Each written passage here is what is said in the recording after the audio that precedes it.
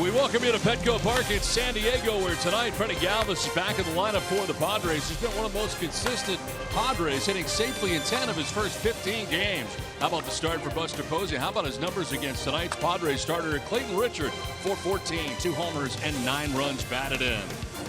It's the Padres against the Giants in Game 3 of a 4-game series. I'm Don Orsillo along with Mark Grant. Welcome to Padres Baseball.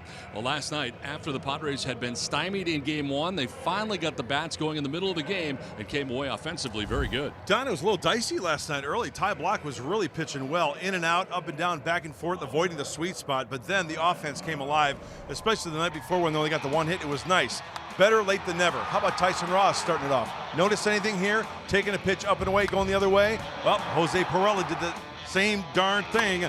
All told, 8 hits, a couple of doubles, misjudged right there by Andrew McCutchen. But multiple base runners, even when they got jammed a little bit, going the opposite way, it really came to fruition, and they really needed that win. We saw the pitching of Craig Stammen, Brad Hand came in, and everybody went home happy after the Friar victory last night. Well, tonight, trying to make it 2 in a row, Clayton Richard will be on the hill, facing a team he's very familiar with. He's the type of pitcher to win 2 in a row after watching him live and being against the Giants in the division for so many times. Well, let's take a look at the first start against the Brewers. 7 solid innings, 6 hits, only 1 run. His last start in Colorado. Hey, I'll take that every time in the Rocky Mountain High there. Hopefully some offense, but he's king of the ground ball. He keeps his infielders busy. He throws strikes. I think it's all predicated on, once again, strike one. Darren Balsey really preaches that, and then putting him away with that slider, especially the righties down towards their back foot for the strikeout. Yeah, the Padres trying to make it 2 in a row tonight against the Giants. And Clayton Richard, not only is he pitching, but he is hitting. And he's not alone. All of the pitchers have been on fire at the plate. We'll talk about some of that with Bob Scanlon. He'll explain next, as it's the Padres and Giants from Petco tonight.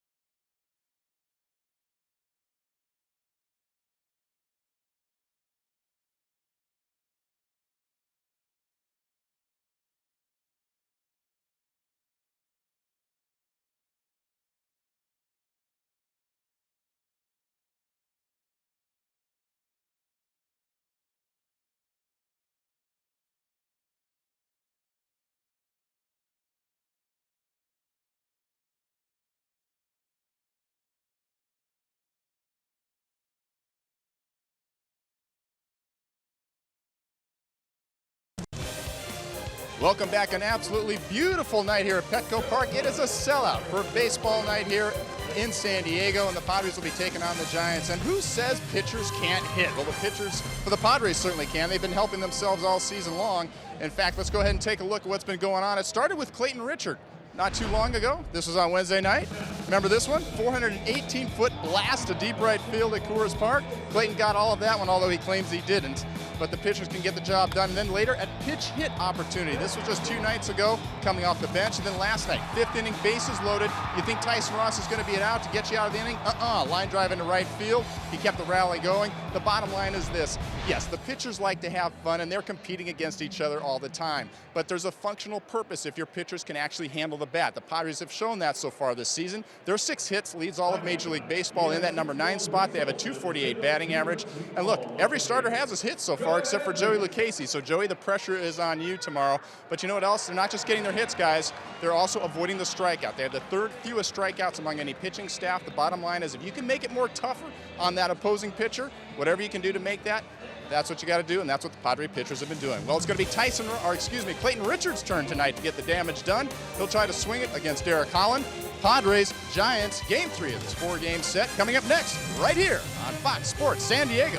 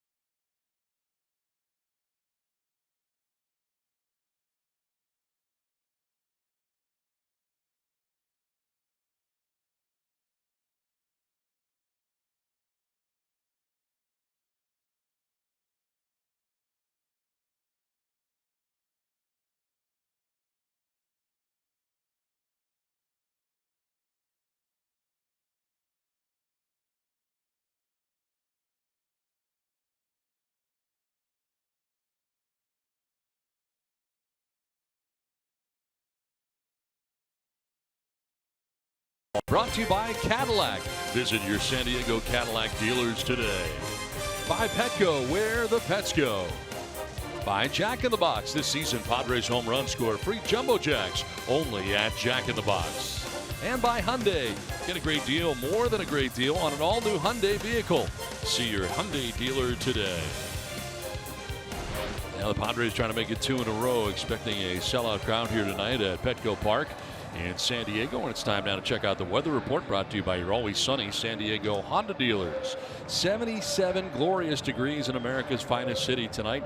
Northwest breeze at 14 miles per hour, and not a cloud in the sky as we get this game started tonight in San Diego. Don Orsillo, Mark Grant, and Bob Scanlon with you as the Padres play Game 3 of this 4-game series against a rival of sorts. The San Francisco Giants are here tonight, and the Giants lineup looks like this for Bruce Bochy.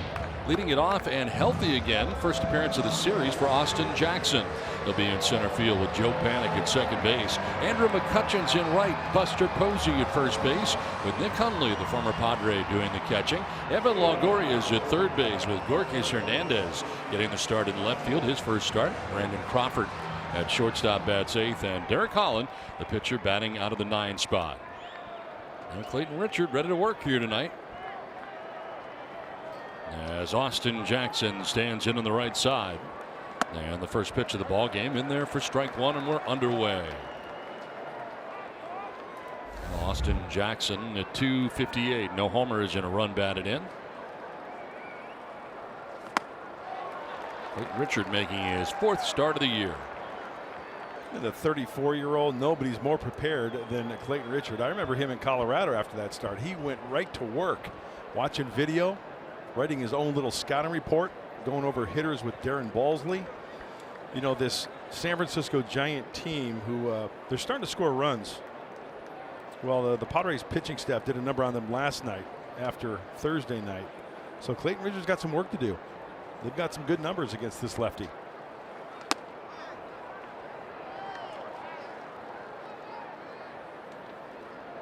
Clayton looking for win number 2, coming in at 1-1. And a grounder foul by Austin Jackson.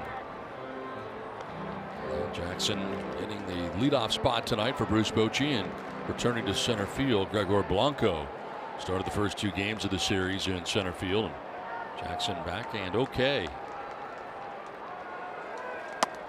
A little bit high, and it's 2-2. I think one of the things that Clayton probably could do tonight to be successful against these Giants is pitching backwards, maybe.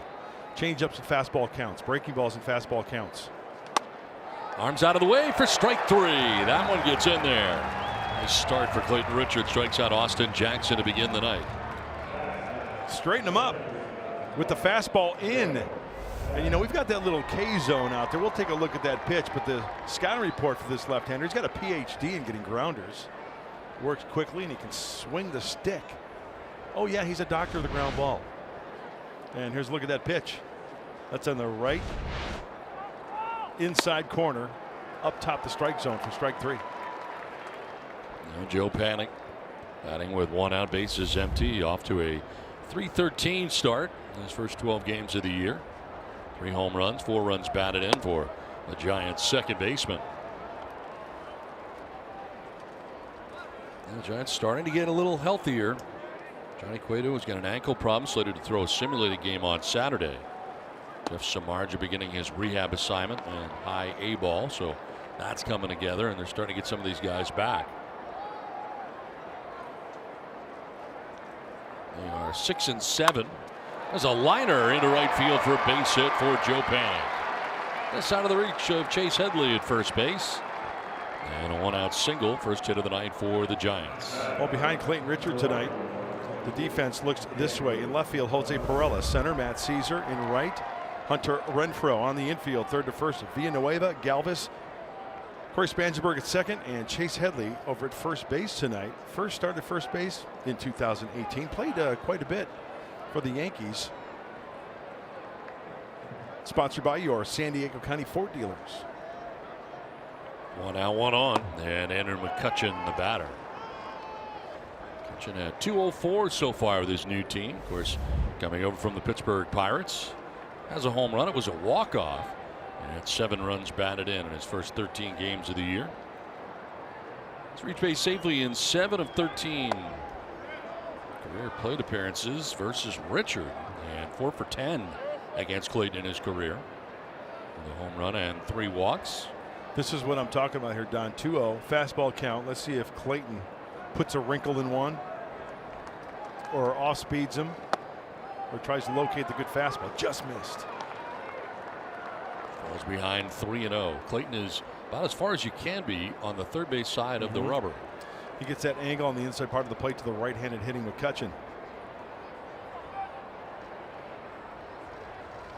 This one fouled off, and it's 3-1. Swinging 3-0 is McCutchen.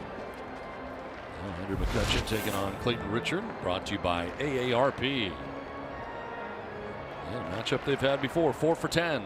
The home run and a base percentage of .538. Slugging of .700. Throw to first, and he was on his way towards second, and Panik now in a rundown, and they will indeed run him down. Kind of froze when Richard was headed over there. So Clayton just kept bringing it over, and taking off was Panik trying to get to second, and it's a caught stealing. 2 down. 8 pickoffs last season, led all of Major League Baseball. I tell you what, he faked a lot of people out. Matt Caesar runs him back, and then you know what? You get in a sprint with Corey Spangenberg, you're going to lose that one. So 2 down, bases empty, and 3-1 the count to McCutchen. 8 pickoffs last year for Clayton Richard. That's ball 4, and down to first base goes McCutchen with 2 away. First walk allowed by Clayton Richard in his outing. And that'll bring up Buster Posey. There's another guy with very good numbers against Clayton Richard. 414. 2 home runs, 4 walks. Just 1 strikeout in his career against Clayton.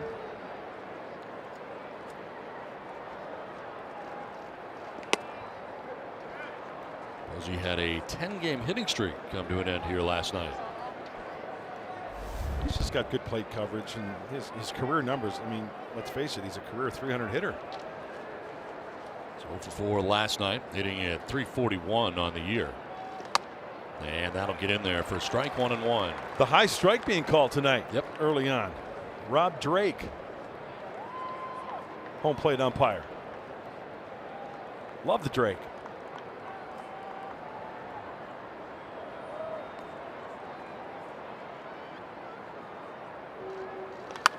Fouled off to the right, out of play.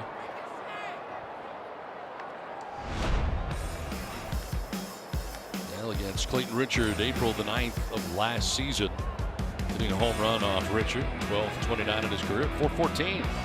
2 homers, 9 runs batted in off Clayton Richard. Mentioned just the 1 strikeout against Richard. And did you see where that home run went? Opposite field. Yep. He's got some serious pop. Foul pole to foul pole. That one bouncing in well in front of the plate, blocked by A.J. Ellis.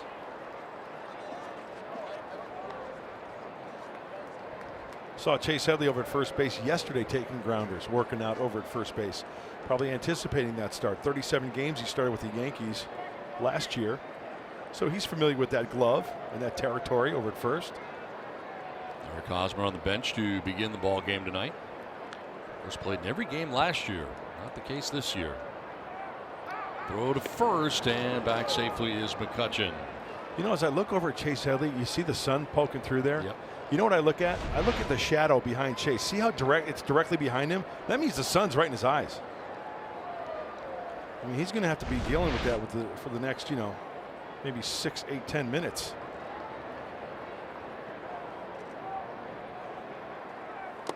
Skips in and again blocked by A.J. Ellis. Able to knock it down. No advance. First base for McCutchen. First time we've seen A.J. Ellis catch since the brawl in Colorado. The rumble in the Rockies.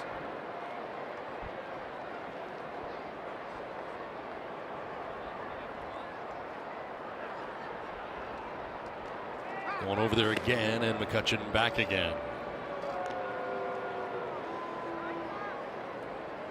I'd like to hear the conversation between runner and first baseman after Clayton Richard throws over to first base. There's got to be some discussion going on there. My goodness, that's the best move I've ever seen. On the ground to short and right to Freddie Galvis. Takes a look at the baseball and then fires it across to end the inning. Giants get nothing. Padres are coming up in San Diego.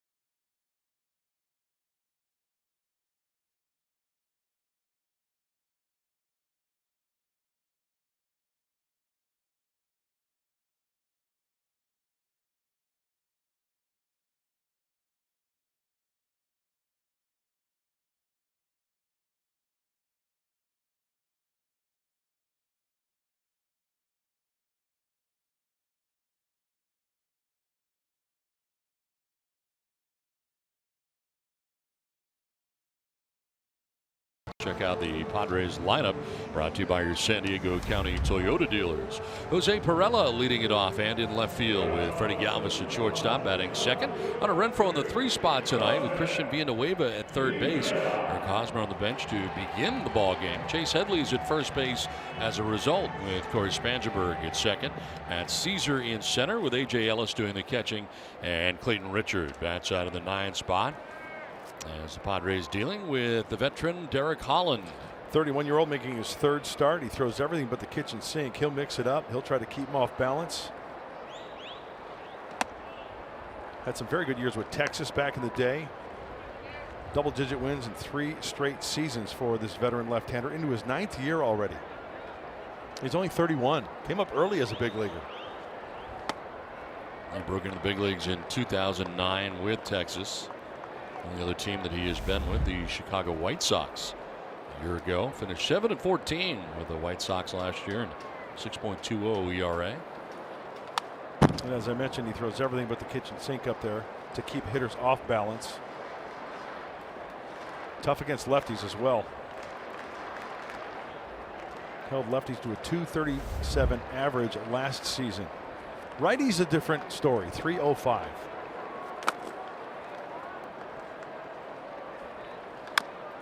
Fouls it off down by the shoe tops, and it's a ball and 2 strikes to the Padres left fielder.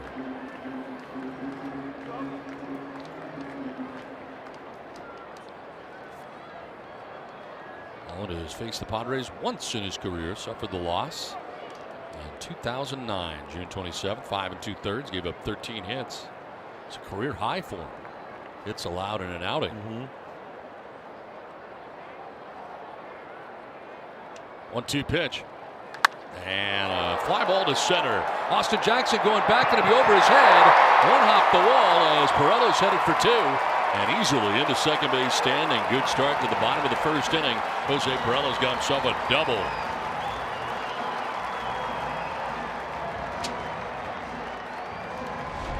This ball is smoked. It's a high 2-seamer straight up the gut. And even Austin Jackson can't get a good jump to bring this one in. And just like that, Jose Perella breaks up the no-hitter.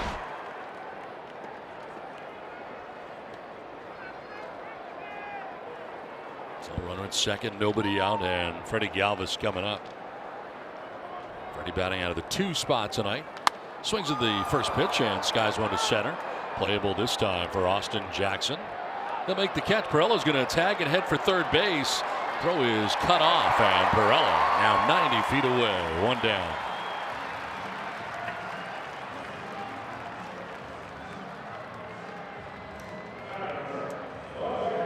Let's check the defense behind Derek Holland for the San Francisco Giants tonight. Defense brought to you by Cadillac at first base, Buster Posey at second base, Joe Panic.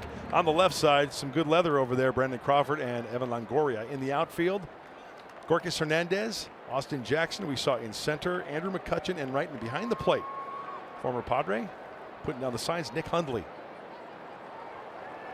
Here's Hunter Renfro, takes a pitch in the dirt for ball 1. Renfro batting in the 3 spot. Home run, 5 runs batted in the first 14 games of the year. Don, nice easy swing right here, right? Fly ball to the outfield, a single to the right side. Any way to get that run in from third base with 1 out. Don't necessarily have to come out of your shoes. Just a nice controlled swing to try to get that run home and get on the board. Fouls it straight back, a 91-mile-an-hour fastball. And it's a ball and 2 strikes here to Hunter Renfro. Christian Villanueva waiting on deck.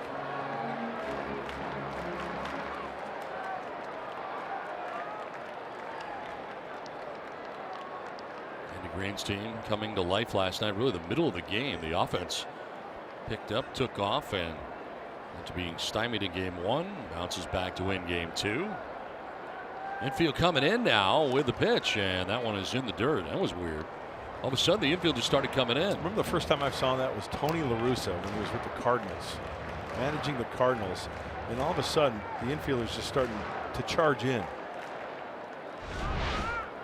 Regular depth, and all of a sudden, here they come. As Holland was about to deliver that pitch. Now they're playing about halfway, at least to start.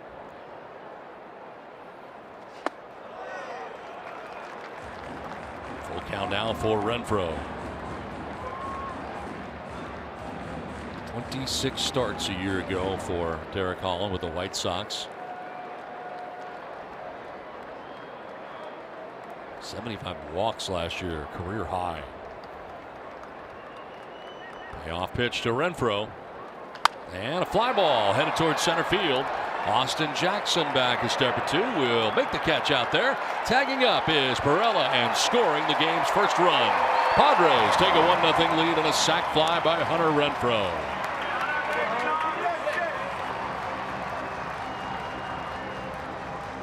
That's baseball. Baseball. Get him over, get him in. Double, fly ball, Perella to third off the bat of Galvis. Hunter Renfro, nice easy swing to the outfield. And the Padres are on the board first. So 2 down, bases empty, and here is Christian Villanueva.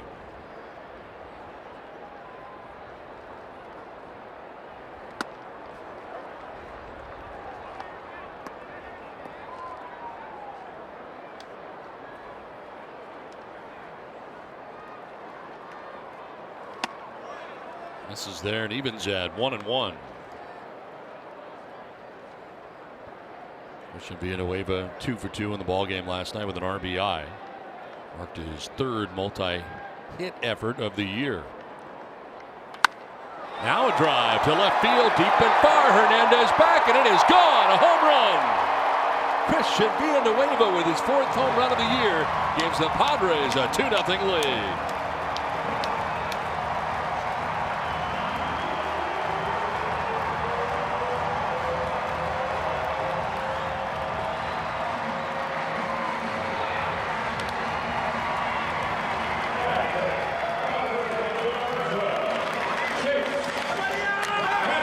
We know he likes to pull the ball. Here's the 1-1 pitch, a 2-seamer. Launch angle. I love launch angle. Had that good sound to it. A good start tonight for the Padres. Sac fly, gets a first run in, home run. Gets the next run in, and now Chase Headley has an even count of 1-1. All 3 of Villanueva's home runs had come in that game against the Rockies, and now gets home run number 4 as Chris Bochy looks on. It's 2-0 Padres. Headley fights it off, foul out of play.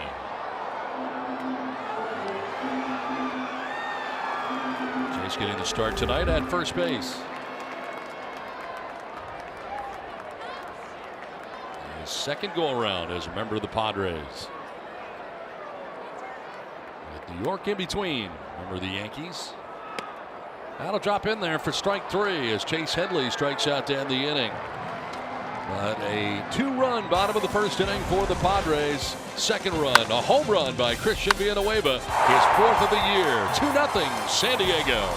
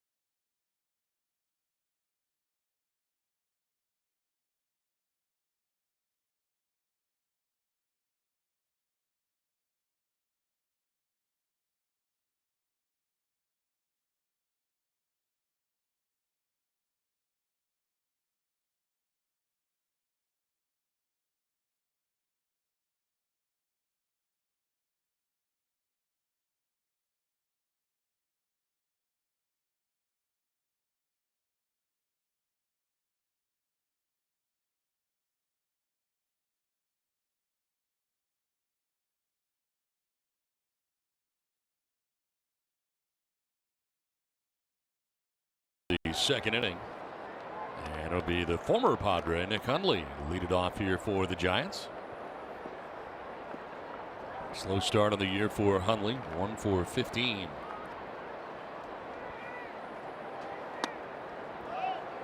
Richard now the lead with which to work. Yeah, we say it all the time, especially after an inning like that. They played some darn good baseball, getting that ball to the outfield with fewer than 2 outs. Up the middle, ranging is Spangenberg, back of the bag at second. His throw is good and in time. Let's take a look at the keys to the game, brought to you by your San Diego Honda dealers. Hey, catch it for Clayton. What I mean by that, we got some differences on the infield, right? You know, sure, Corey Spangenberg has played second before, Chase Headley at first, but first time we've seen Chase on the right side, Corey at second base, and we know the sure glove of Galvis at short and Villanueva at third, and clog the bases for Holland. Get him into the stretch. Multiple base runners. Big hit. Crooked numbers. One away for Evan Longoria. Longoria 149 with just 1 walk in 12 games this year, and has been having trouble in timely type situations. 1 for 10 with runners in scoring position. And really the Giants have had their troubles in that category as well. They've scored fewer than 2 runs in 7 of 13 games so far this year. A cut there from Longoria, and he finds himself down 1-2. Giants are tied with the Reds with 41, the 3rd fewest total of runs in Major League Baseball. Swing and a miss. That one running away from Longoria. Second strikeout for Clayton Richard. 2 down. Making quick work of these Giants.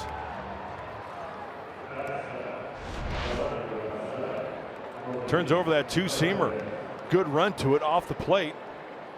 Not even close for Longoria. Even if he makes contact with that, that's just a weak ground ball to the right side. So 2 down here in the second inning brings up Gorkys Hernandez, who is making his first start as we look at the breakdown for Richard and what he uses. Over 70% of the fastball. He relies on that. But it's just not the fastball. It's the 2-seam you could take a little bit off. That works sometimes. It's the fastball in to straighten him up a little bit. Like that.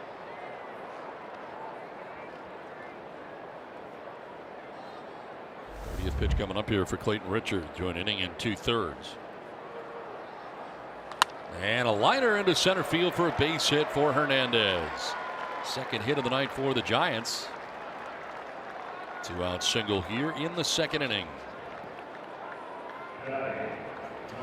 Gorkys Hernandez continues to swing the bat well off of Clayton Richard, going into this game hitting .636. But 2 outs, he kept him in the ball yard. Now Fort's at second base. Work for a grounder and get out of this one. 2 down. Hernandez at first brings up Brandon Crawford. Crawford, a .273 hitter coming in with a home run and 2 runs batted in. Manfred had 3 hits here last night. He was one of the few Giants really swinging a hot bat. It was 3 for 4 in the game. He's appeared in every Giants game so far this season.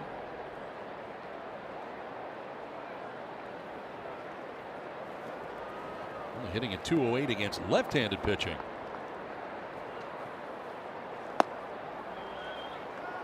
Richard falls behind here, 2-0.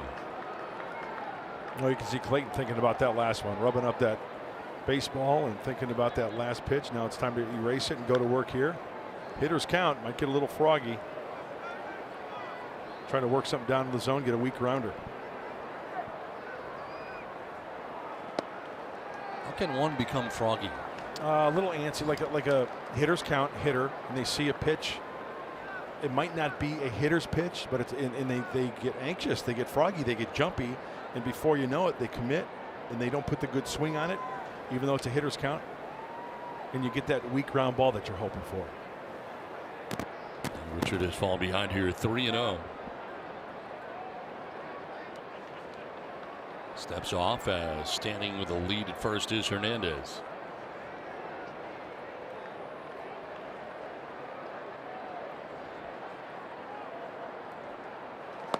Ball 4, and he loses Crawford. So Down to first base goes Crawford, and all of a sudden the Giants have something going here with 2 down in the second inning. It's a second free pass served up by Clayton Richard. So 2 on, 2 down, and the pitcher, Derek Holland, coming up here. Holland 0 for 3 so far in the season.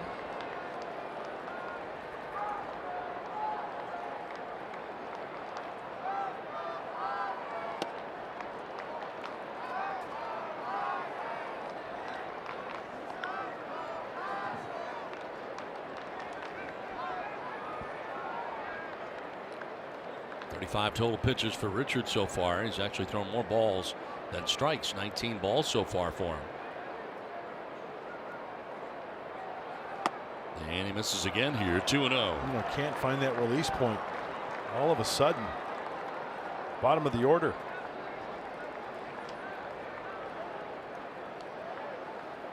There is a breakdown. 20 balls now. 16 strikes of the 36 pitches thrown tonight by Clayton Richard. And you would think that Holland's going to be taken.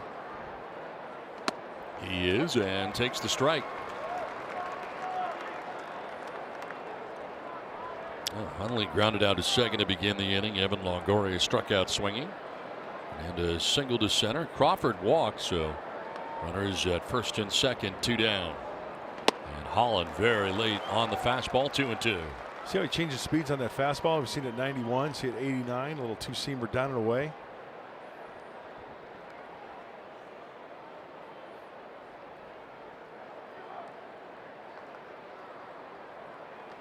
Very late on the cut again, and he strikes out Holland and the inning. The Giants strand a pair. 2-0 Padres after an inning and a half.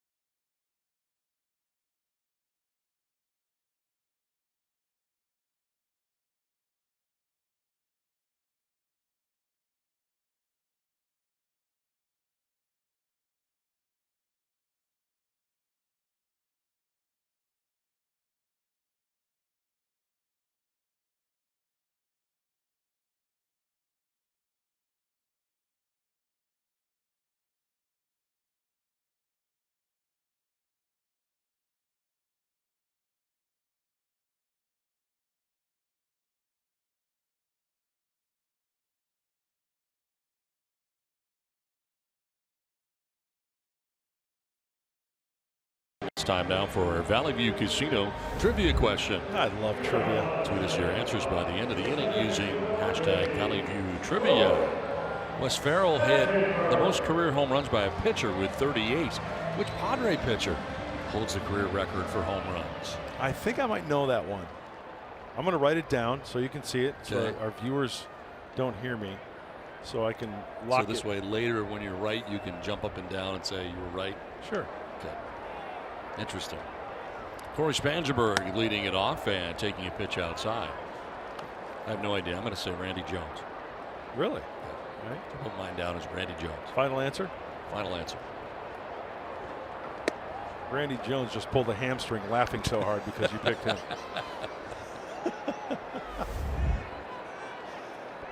Spangy with 2 homers and 3 runs batted in. And the pitch in tight by the hands that time from Holland. Derek Holland giving up 2 runs in the first. Sac fly On the bat of Hunter Renfro. Then the solo home run by Christian Villanueva before he struck out Headley to end the inning. Spangenberg fouls this one off. Don, you probably saw a lot of Derek Holland in the American League. A lot of Texas. Yeah, he led the American League in wins. It was 16 back in 2011. Had 3 seasons in double-digit win column. That was a 16-game winner in 2011. 2-2 pitch fouled off to the left out of play. And actually did the postseason series that year too, the division series between Texas and Tampa Bay, and he pitched in that series as well. You know, a lot of innings those years as well. Yeah. Almost 200 innings in 11, 175, and then 213 in that 2013 season. Pitched in 4 World Series games. With a 3.18 earned run average. 3-2 is in the air down the left field line. Gorkys Hernandez over by the stands, and he won of a play. Ran out of room in a hurry. And Spangenberg will get another chance here to swing the shillelagh. Hey, we got a lot of buzz at the ballpark tonight. Yes, we do. Big crowd. Big crowd on hand. Beautiful night for baseball in San Diego. And a beautiful venue in which to watch baseball in San Diego here at Petco Park. Boy, Holland is really trying to tie up Corey Spangenberg with pitches on the inside part of the plate and off the plate. A big battle here. Ninth pitch of the at-bat coming up. You know, Corey, if he gets extended, he can take it the opposite way, right? He can find a gap and utilize that speed. So Derek Holland doesn't want him to get extended.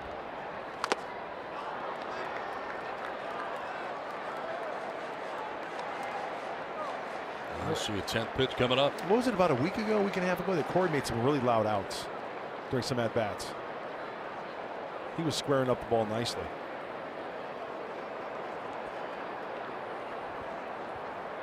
Off pitch again. And a swing and a miss as Holland wins the battle.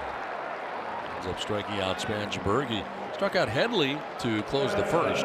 Opens the second with a strikeout of Spangenberg. Boy, this was a battle because Corey Spangenberg fouling off pitches, and then he finishes them off right there with the 2-seamer in. And with that pitch, Holland wins the war there. So 1 out in the second brings up Matt Caesar. Caesar getting a start in center field in tonight's game. A lot of his action so far in the year coming off the bench, and he's 2 for 8 at the plate.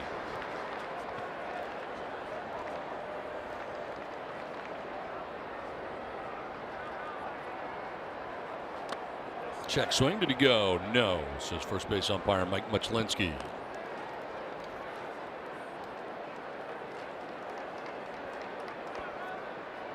Caesar batting here with 1 down, bases empty here in the second inning.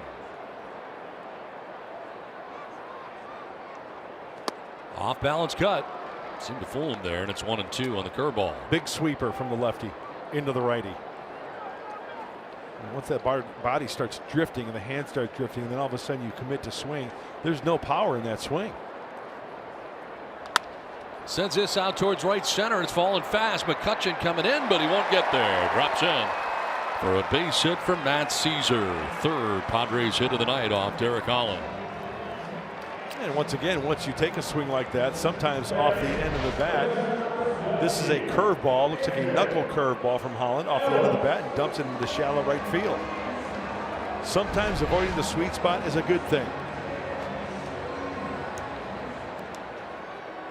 1 out, 1 on, working towards the bottom of the order. A.J. Ellis coming up here, the number 8 man. 2 for 10. And a quick check over at first base of Matt Caesar.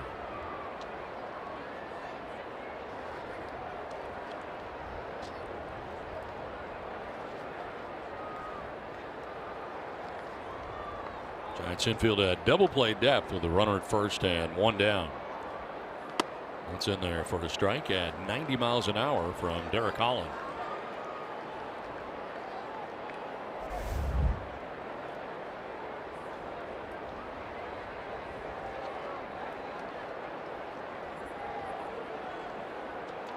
Caesar stretching out that lead a little bit more. Buster Posey holding him on.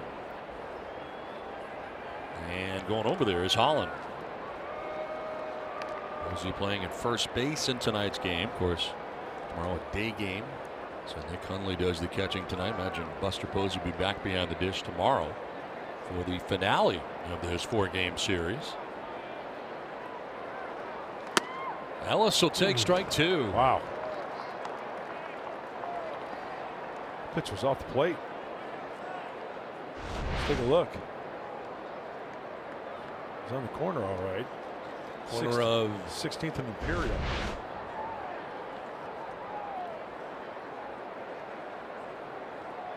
Throw to first, and Caesar was kind of leaning in the wrong direction initially.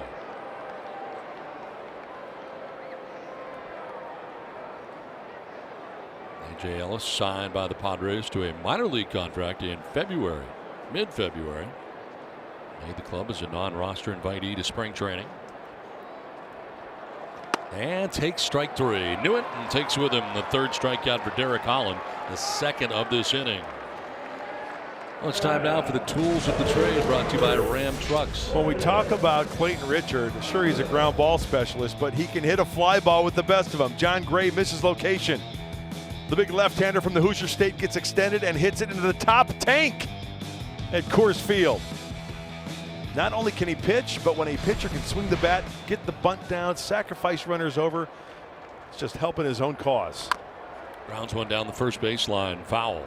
And there's something to be said for that. And he pinch hit the other night. It was early in the game. Andy Green with a short bench, only 4 players on the bench. So instead of burning a player, it sent up Clayton Richard. He got a big league knock. The only hit the Padres had that night, as it turned out. Hits one in the air down the right field line, but foul out ahead. That ball was smoked.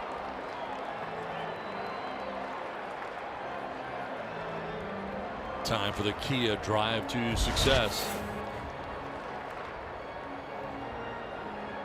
Most hits by pitchers this season. The Padres have 5, tied with the Nationals in that category. Clayton's got 2. And he will take strike 3 to end the inning. Holland ends up striking out the side. The Padres have a 2-0 lead through 2.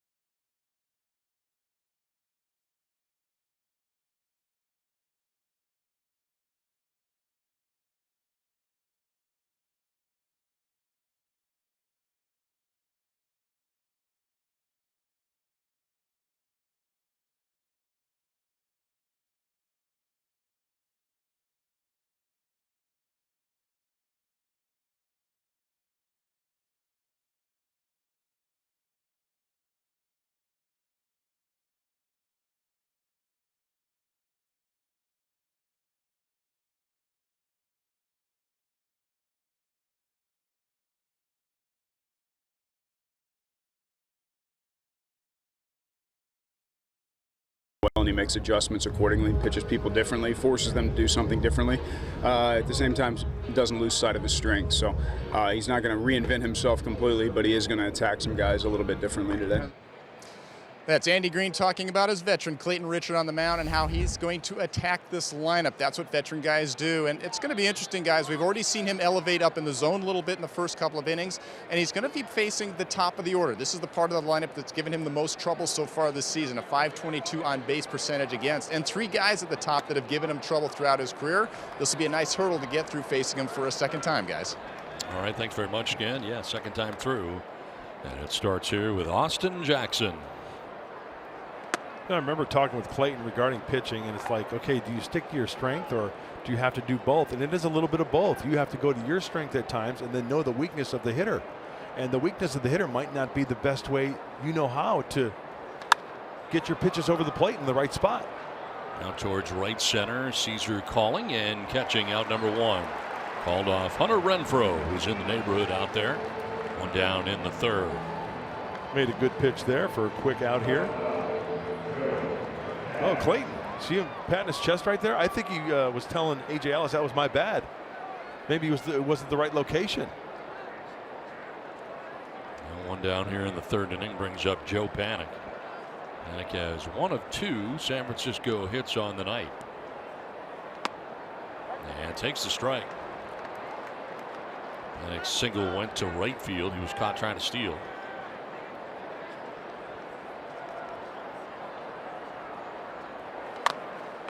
Little dribbler down the first baseline, picked up by Richard, and he applies the tag. 2 down.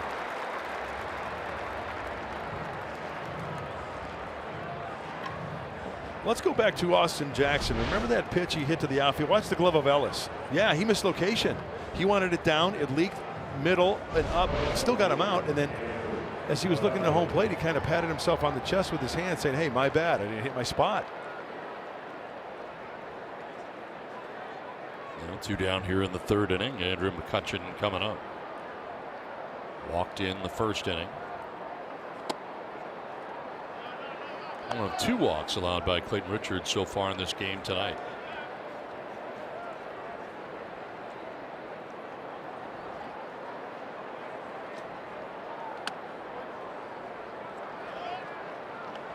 Last 5 starts against the Giants for Clayton. 0-2 with a 4.71 earned run average. But over his last 6 starts at Petco Park, 3-1 with a 2.02 ERA. It's been a very comfortable place for Clayton to work here at Petco Park. I just noticed on that last pitch, 2-0, he threw an 87, 88 mile an hour 2-seamer. He's not going to try to hump it up and not hit his spots. He tried to hump it up and you leave it over the hard plate. That's when McCutchen can turn it around.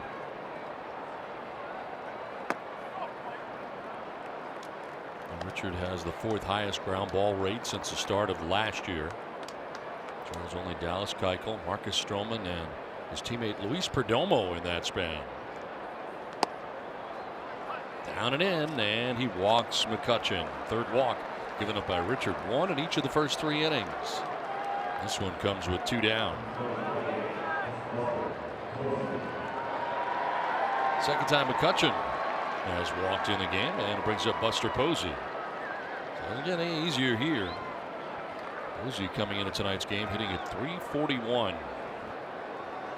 Clayton Richard here with 2 2/3 into his outing, about to throw his 50th pitch. And it's a fly ball into shallow right as Spangenberg will head over and make the catch on the short lawn in right field. 2.5 done, 2-0 Padres.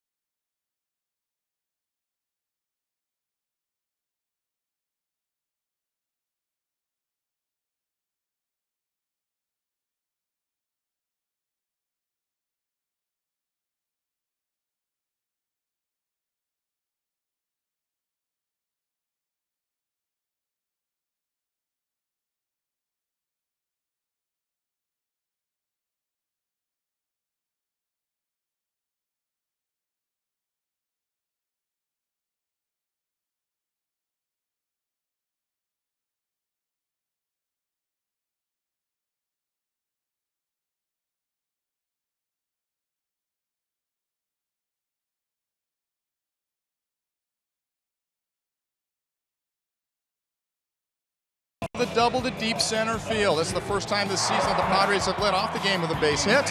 He gets himself into scoring position by tagging up on the fly ball like Galvis, and then Hunter Renfro getting the job done to score Perella in the first inning. Guys, Jose Perella is the fourth leadoff man that Andy Green has used so far this season. He has been very vocal about saying we are looking for somebody to fill this spot. So far tonight, Jose Perella doing a very nice job.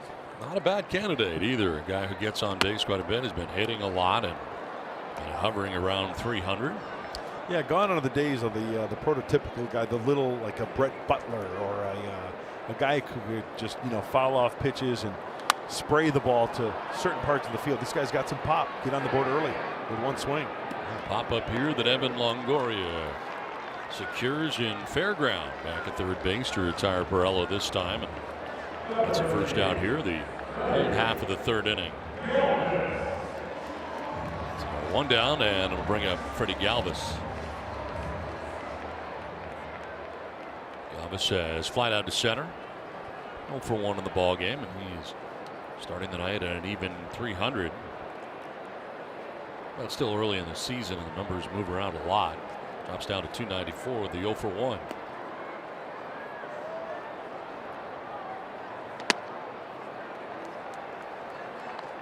Derek Holland ended up striking out the side in the second inning and has 4 strikeouts through 2 1/3 innings. Line right back where it came from and into center field. Ringing single for Freddie Galvis. He squared that ball up. I think that ball knuckled off the bat of Galvis as you take a look at that ball. There's the hanging breaking ball. Some serious look. See that ball kind of knuckle a little bit? Yep. It had some rotation on it, but still squared it up. Got that good sound. One out, one on, and Hunter Renfro coming up.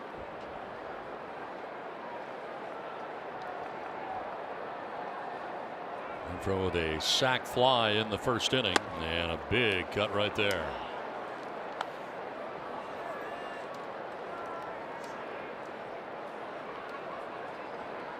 Sac fly picked up his 6th RBI of the year.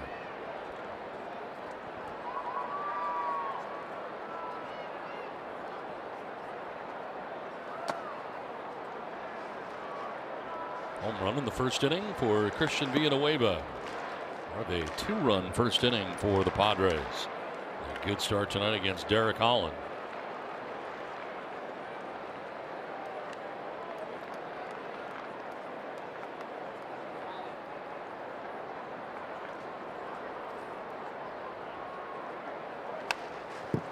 Sprayed foul to the screen, and it's 1-2.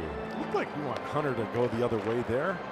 Got that open right side. Yeah. With Posey holding on the runner and Galvis at first, and you get Joe Panic way over to second base. That right side virtually wide open for him. Yeah, and for a guy who, he likes to pull the ball, but when he's going well at the plate, he likes to, he'll drive the ball the other way. So Derek Holland's trying to pound him inside to keep the ball on the left side.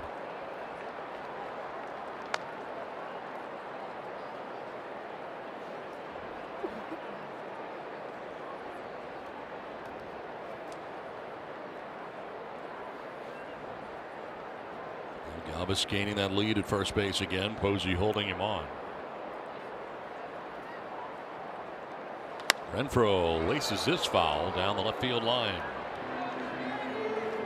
Off the protective netting down the left field line.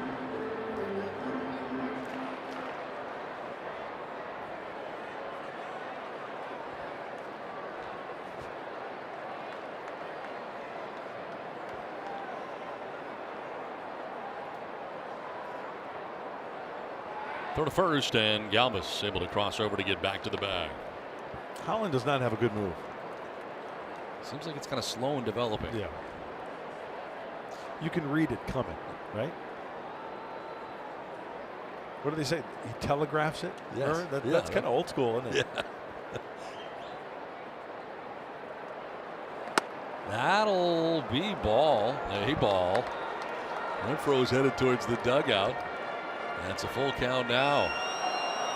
He thought it was going to be strike 3, as did I. We've seen some pitches called like that, those strikes tonight. Gets another chance to swing here, and this will be pitch 50 for Derek Holland. And a grounder towards third. Longoria with a bobble. His throw will be laid. Everybody's safe. The struggles for Longoria continue both offensively and defensively.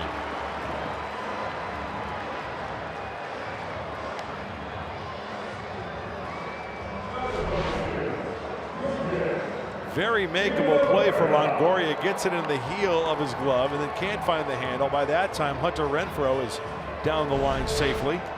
Boy, the Padres got to take advantage of that. Let's see if they can here. Runners at first and second, one down, and here is Villanueva. And a solo shot in the first inning. Remember, Longoria made an error last night in the 8th inning. Seems like Villanueva can be very streaky too, so yep. We'll see. Stay tuned.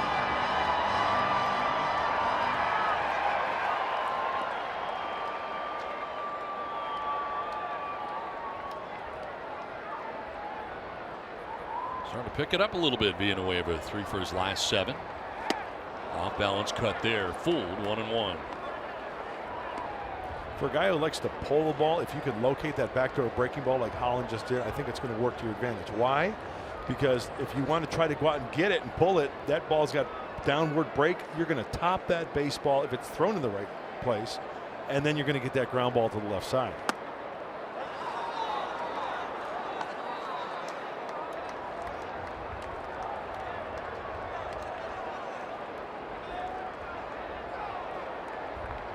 Holland trying to work his way around a single and a miscue in the infield. After got the first out of the inning on a pop out. Steps off now. Pairing him to Nick Hundley to find out what it is that Hundley would like him to throw.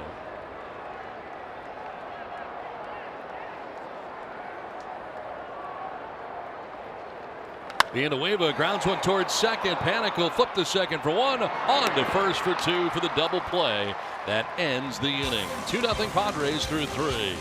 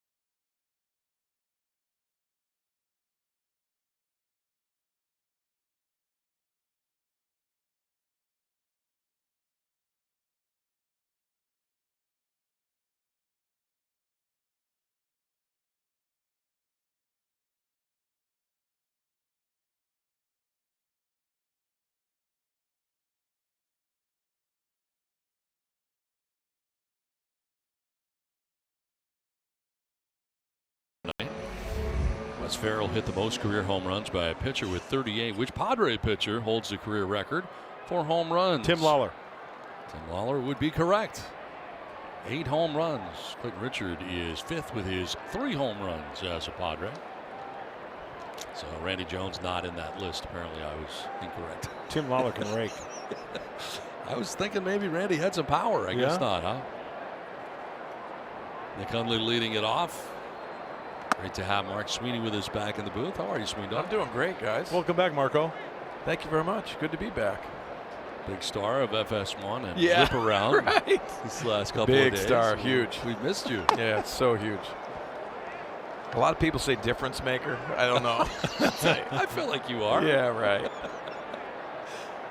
That's good, guys. The guys up there are very talented. Off the diving glove of Spangenberg into center field, and Nick Hundley aboard.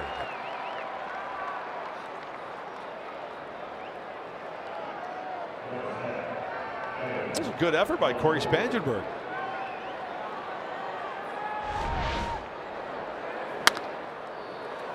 He got leather on that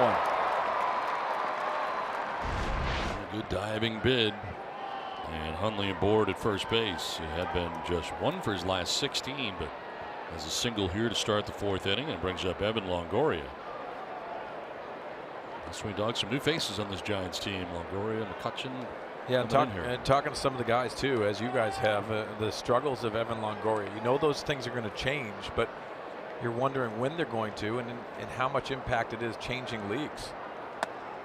He has not only struggled offensively, but defensively here the last couple of days. Yeah, we saw the error in the last half, which is pretty frustrating. But I know Bruce Bochy understands that what veterans really bring to a club. It's more than just the talent on the field and how you start. Yeah, he has a tendency to like the veteran talent that he could plug in there each and every day. It seems as if the Giants kind of took a self-evaluation and said, okay, are we gonna blow this thing up, or what are we gonna do? And they end up going out and getting 2 core veterans, guys that were faces of their franchise at one point, and here's one of them. Evan Longoria to deep left field, and when that comes down, this game will be tied. A 2-run shot for Evan Longoria. His second in a Giants uniform, and it's 2-2.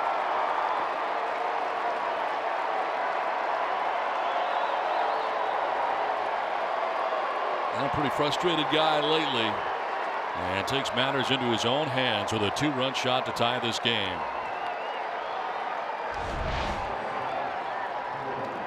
Well, we talk about missing with location. That's an 89-mile-an-hour 2-seamer. He wanted it down and away. Got his hands in, Mark. Yeah, you see him using his lower half. Obviously, the numbers don't indicate the start that he's had, but the ability he's had, the big hits he's had in his career. He's got to worry about guys that don't have that very good average, but they have to capitalize on mistakes. Most times you're fouling those balls off. Borderline pitches are called.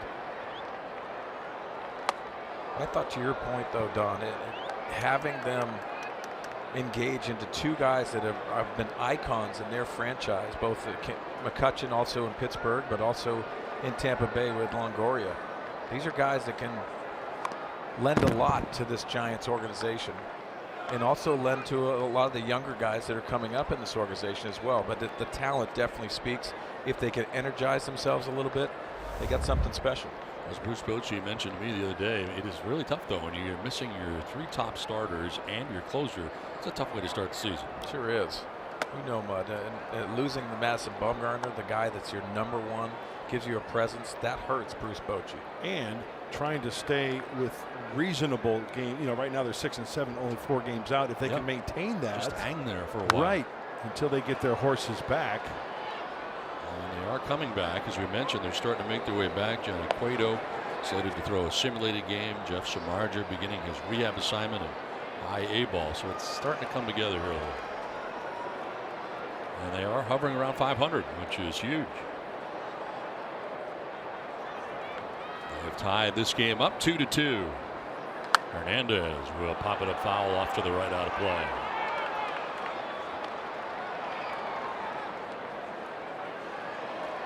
First start of the series for Dorcas Hernandez. He'll come off the bench in the first 2. Even split right now for Clayton Richard.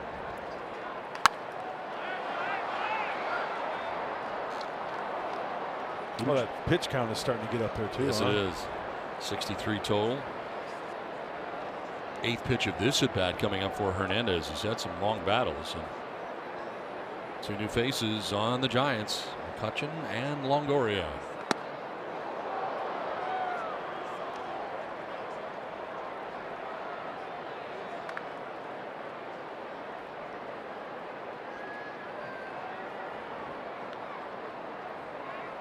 Payoff pitch and a pop-up. A.J. Ellis backpedaling, will discard the mask, and look out. He makes the catch and has Chase Hidley connect with him. Everybody's all right, and A.J. Ellis held on to the baseballs. Headley ended up colliding with him after he made the catch. One down. Well, guys, you remember that in Houston where the game finished with Eric Hosmer and the ball dropping. So you see A.J. Ellis being aggressive, Chase Headley making his first start at first base. He is calling it, but the communication has to be changed. It's going to be interesting to see if this is addressed after this inning. Yeah, it looked like A.J. was camped, obviously, right? One down here in the fourth inning. That could have been a disaster. It worked out all right here. A.J. Ellis holding on to the baseball. That brings up Brandon Crawford. Liner into right field. Over trying to grab it as Renfro, but it's by him to the track of the wall. So Crawford's going to keep on running and thinking three. Throw goes in that direction. It's offline, and standing at third base is Brandon Crawford. A triple for Crawford that quickly got by Renfro in right field.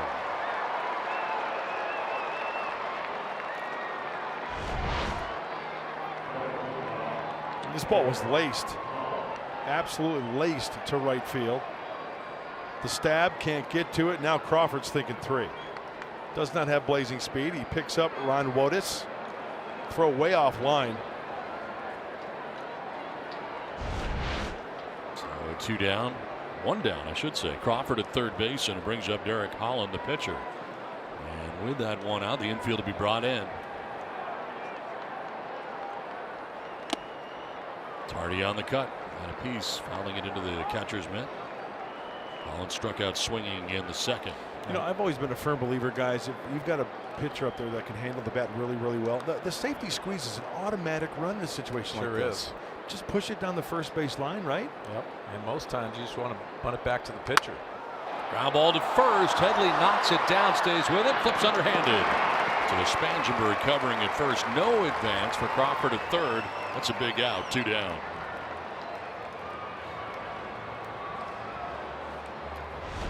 Well, infield in, and you see the pressure on the defense. Watch Corey Spangenberg reacting. Ball off the chest and covering first base. Very important to keep that runner in. That's the reason why you have the infield in that RBI situation. Padres get a big out. So two down. Crawford at third base. And on the top of the order, Austin Jackson coming up. I'll tell you what, that was taking one from the blue line. Between the pipes, man. Taking it right in the chest.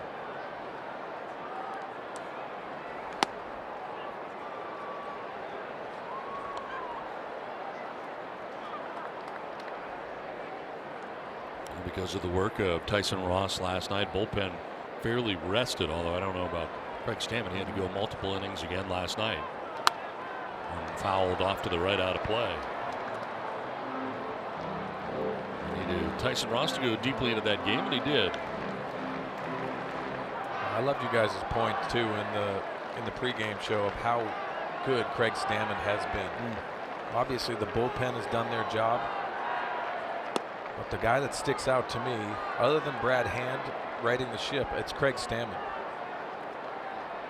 You know, he did a great job in 2 innings last night, only 16 pitches.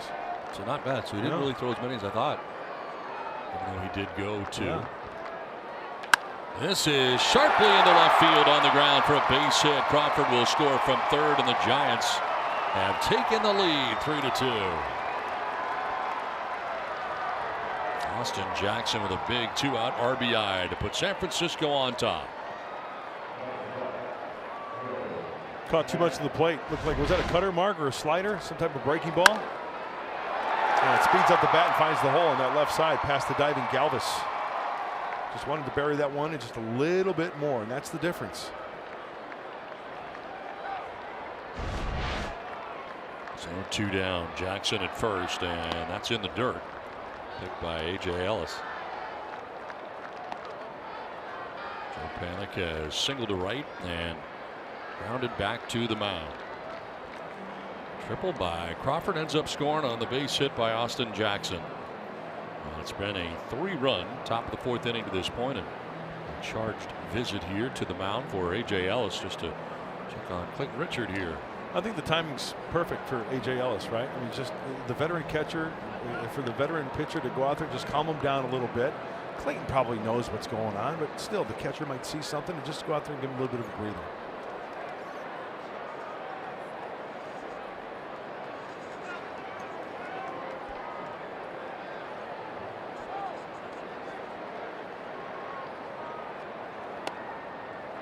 Pick up that outside corner, falling behind 2-0. You know, home plate umpire Rob Drake has had a zone tonight that it really hasn't afforded the bottom part of the zone. Doesn't help pitching, but you look at Clayton Richard, he is used to driving that ball down into the zone with especially the two-seamer. I wonder if that has him elevating certain pitches at times. Yeah, he's definitely gotten squeezed sometimes. I mean, Holland, a couple of pitches too. Yeah, it's gone both sides. Yeah. 25th pitch of the inning coming up here for Clayton Richard. Swinging a foul. It's hit 2-1.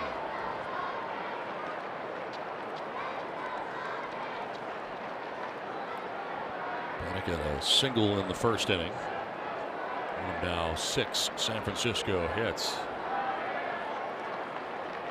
It's a packed yard tonight at Petco Park in San Diego. There's a two-hopper out to Spangenberg at second, and that is that here in the top of the 4th inning. But the Giants scored 3 times and take a 3-2 lead.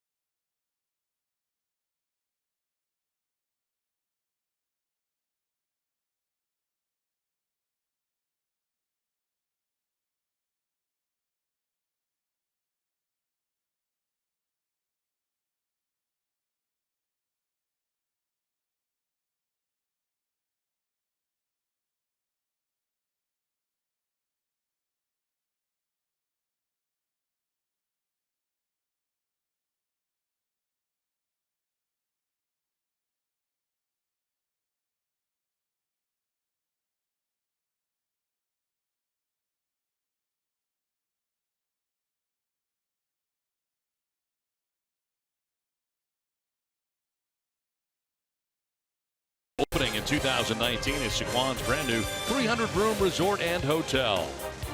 By Tough Turtle Turf, a full landscape design company. And by Nissan. Take on the unexpected with Nissan's available intelligent safety shield technologies. Innovation that excites. Count is on here to the bottom of the 4th inning. Padres now trailing by a run. And this one flipped foul down the first base line into the seats. Off the bat of Chase Headley. You know, guys, we talked about the struggles of Evan Longoria also with Chase Headley. It just mounts in your head, especially when you're not used to a role and you have to rely so much on your work and what you're doing to prepare for a game. You start trying to hit everything within the strike zone. That's tough. Fly ball headed towards center field, and Austin Jackson will make the catch. The first out of the 4th. Holland gets that feel for that fastball into the righties. He just tied up Chase there with a good fastball. Bring up Corey Spangenberg, a strikeout victim in the 2nd inning.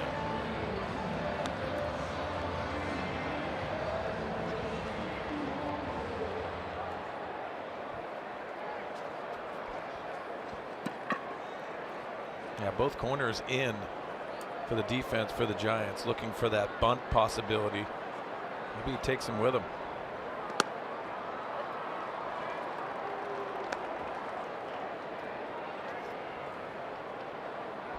Colin working with the lead for the first time in this game.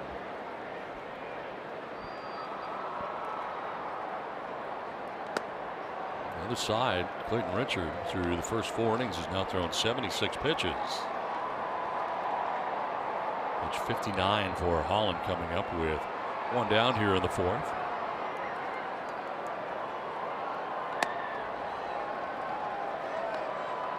Now this is a scenario too when you're looking for a bunt. You get in the batter's box, but you're peeking to see if they've changed their defense. Buster Posey moving back. It's a hitter's count, but you can still lay that bunt down. Swings away and grounds 1 foul just outside the bag at first. And it is 2-2. I think that's part of the game that Corey has to expand on. He has the speed, he has the ability to power the baseball, as we've seen. But you want that total package. Remember his last at bat, he pumped him hard inside with those fastballs. I mean, off the plate, it ultimately struck him out. See if he tries to go soft away here, knowing that he's got that fastball in the back of his mind. To the gas there at 92.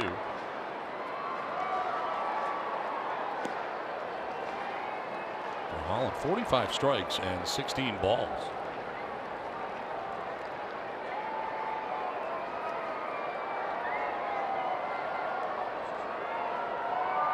On the ground, hooked towards Panic at second base. 2 down here in the 4th inning.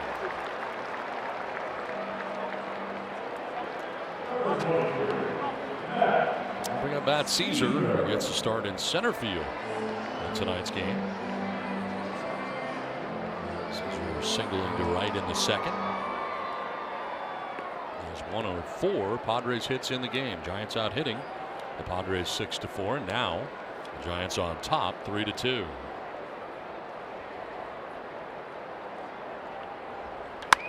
To left field, and Hernandez is there to make the catch chest high and to end the 4th inning. To the 5th we go. Giants have a 3-2 lead.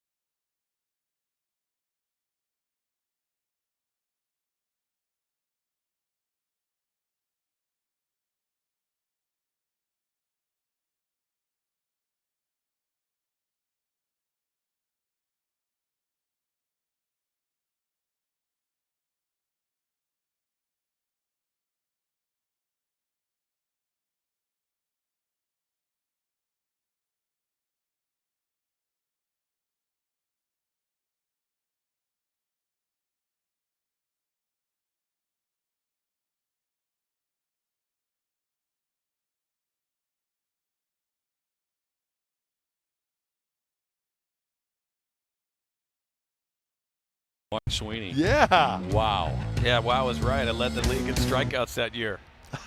Well, take that in for a wow. That's awesome, though. The Cape League is a huge, huge thing, though. Absolutely loved it. It really changed my thought process on how hard the game was. Because it's a college league, and then you get down there, there's so much talent. Woodbat League, right? Yes, it is. So it gets you ready, really, for the big leagues. I mean, it is, as a college player, some of the best college players in the United States go there, and of course they turn into major leaguers, as you did. This one is driven out towards deep left center field, and that ball is gone. Second home run of the night for the Giants. There are 2 newcomers getting it done tonight. First it was Longoria, now it's McCutchen, and San Francisco on top 4-2. On the 1-0 changeup, he wanted it down and away, and it leaked up a little bit. It looked like it was on the outer half of the plate, but great extension by Andrew McCutchen. A.J. Ellis's glove was down at the knees or even lower for the target. So a home run and a 4-2 lead. Now Buster Posey will take a ball. Where we were going with all this Cape Cod League talk, though, is a great thing that Fox Sports Regionals will be having beginning April the 18th. Maybe take a look at the Cape Cod League, and they're going to be following some guys around during their season. There's this one to first to retire Posey. It's going to be a great look into what is one of the great leagues in this country to get guys ready for the big leagues. There have been so many big leaguers that have gone through the Cape League. It's going to be a great show. Yeah, I saw a stat it's pretty interesting. 1 of 7 players that play on the Cape Cod League make it to the big leagues. That is a high percentage. Very. In the year that I went to, Frank Thomas was there, Hall of Famer. Also Jeff Bagwell was my teammate there. So there's a lot of talent. Obviously, I could go through a bunch of them, but it's a really fun league. It's a developmental league that's really turned some stars. Mark, how do players get chosen to play in the Cape? It's really recruiting from your colleges. Some of the colleges will go up there as a coach, and they'll bring them with them. So the guys from Oklahoma State, my roommate was from Pepperdine. I think that's the greatest part of it. It's the interaction first and foremost, that you're playing with not only stars of their college, but you're playing with guys that you know are going to make it, get that opportunity. First round picks. Eddie Perez was there the year I was there. I don't mean to put you on the spot, but were there any notable pitchers that pitched against you that you can remember that? You know what? It doesn't stick out in my mind because I'm worried about yesterday when you're remembering all those things. But there was so much talent there, and it was the abundance of the level that you realized, man, I got to get going, because it really, you start stacking yourself up individually, and it's intimidating. But these are guys that are high draft picks the following year, if not the year after. I love the ballparks. I've seen some footage of the small, intimate ballparks in these small towns. Now, did you live with people? Or I did. You did, yeah. I did. We actually. This is to right field and right at Renfro for out number 2. You know, we had a house down there. My mom and dad did, but we couldn't live in our own house. The whole atmosphere really comes down to we have these house families, and the people that I lived with were so great. They had kids they were raising, but they wanted to be around baseball players, and you have to get a job. And my job was cleaning up the driving range. Wow. Riding in the cart, getting the driving range in the cage. Yeah, in the cage. People were peppering me left and right. But you had to have a job, and basically you would pay at that time $75 for your room and board, and it basically was just staying there. But families would feed you after games. It was awesome. What a great experience. I'm just wondering, you make a good point regarding the jobs, and I'm wondering if the businesses in those areas knew that the players, so they would hold jobs for those certain players. Oh, absolutely. Right? Each and every summer. The best part, I had a roommate from college. His name was Tank. He was a reliever. He worked at the fish company. And he smelled horrible every single day. Freddie Galvis is out there to make the catch on Evan Longoria. A 4-2 Giants lead halfway through.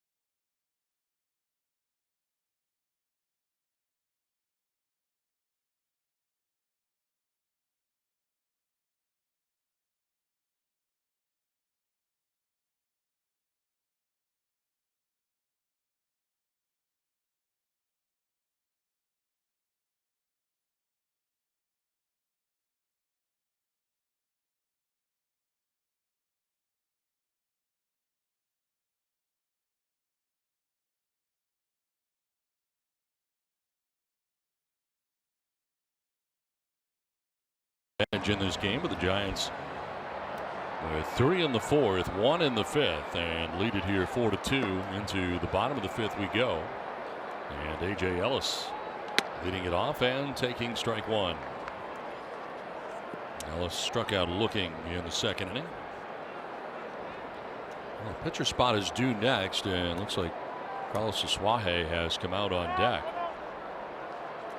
Clayton Richard having thrown 89 pitches through the first 5 innings. And there is Asuaje.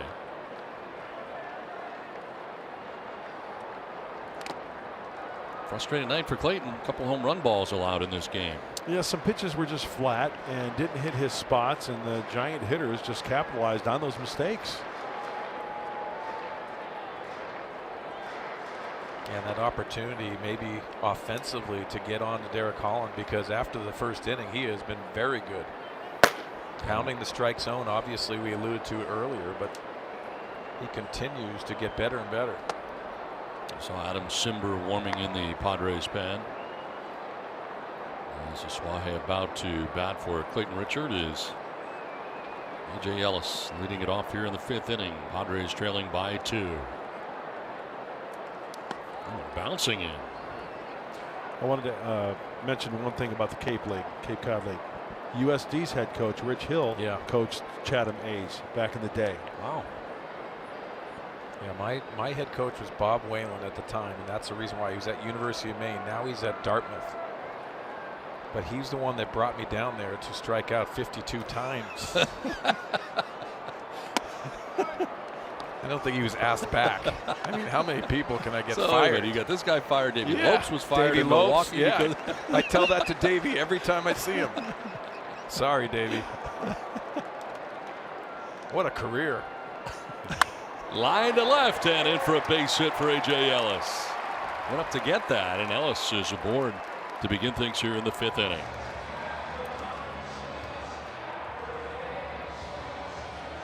At Kia, get America's best value backed by a 10-year, 100,000-mile warranty. Lead runner on, A.J. Ellis with a single to left field, and here comes Carlos Asuaje to pinch hit for Clayton Richard. Richard batted once and struck out looking.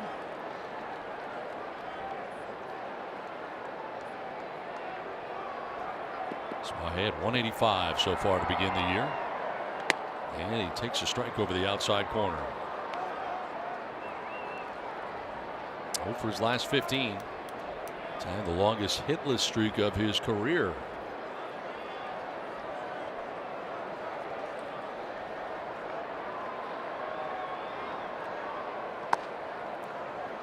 Well, whatever it was, guys, Derek Holland has found that release point. It could have got much nastier in that first inning, but single in the 2nd, single with an error in the 3rd, 1, 2, 3, 4th. He's found it.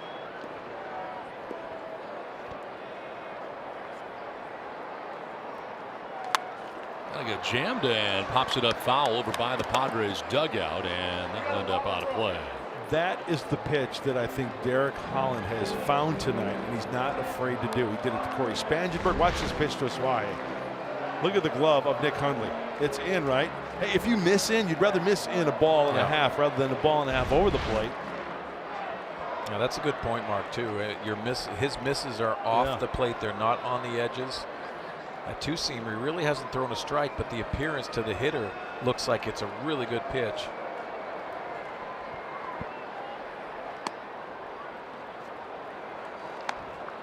I think the one thing you got to remember too, he gave up 31 home runs last year, so that's a lot. Obviously pitching in San Francisco is going to help probably that stat. But he is susceptible to the long ball. Remember the White Sox a year ago? Popped up left side of the infield. It is Brandon Crawford, almost equidistant between 2nd and 3rd. And that's out number 1 of the inning.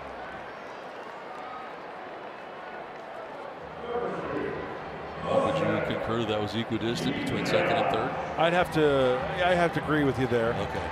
And he called me out on a couple last really? week. Yeah, last road trip. The equidistant thing, he was not so sure. Yeah, he was off maybe about 6 feet. It was quite that much. 1 out, 1 on. Jose Perella coming up. You know you're a true friend when you can call somebody out. I love when you guys bicker. Yeah. It's great. If you're a friend, I don't know what an enemy is. Pitches their first strike. This is a really good point. Jose Perella doubled in the first, popped out to third base in the third inning, 1 for 2.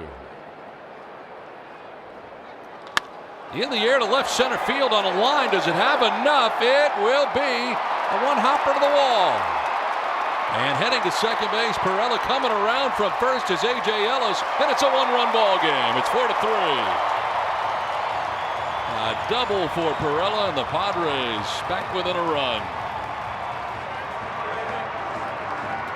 Liner that kind of died out there in left center field, but gets to the wall on a hop. Well, the slashing approach, you can see handling the bottom part of the zone. He likes the ball up, but when he gets hot, he can handle anything. Puts the barrel on a lot of baseballs. Ball rifles off the left center wall. It shoots off it. A.J. Ellis on his horse. He scores easily. Young, the pitching coach, headed out there to talk to Derek Holland. Started with a single by A.J. Ellis to begin the inning. And hopefully the Padres can continue this inning with one out. This visit helps A.J. Ellis getting his legs, scoring all the way from first base. He's out of gas. He's got a fur ball or something, coughing at something up there.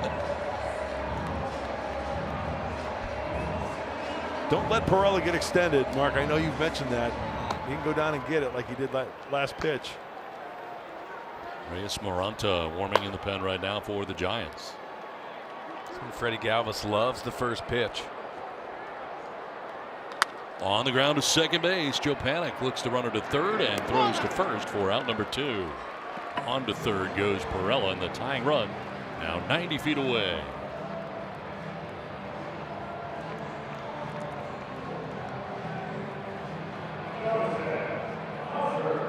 That looked like just a little BP fastball, two-seamer down and away, and Mark, you hit it on the head, offering at that first pitch.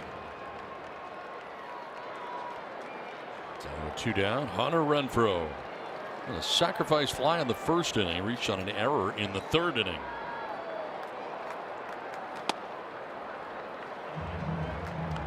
Renfro in the 3 spot in tonight's game. Hosmer on the bench to begin the game tonight. First game that he has not started in the Padres uniform this year.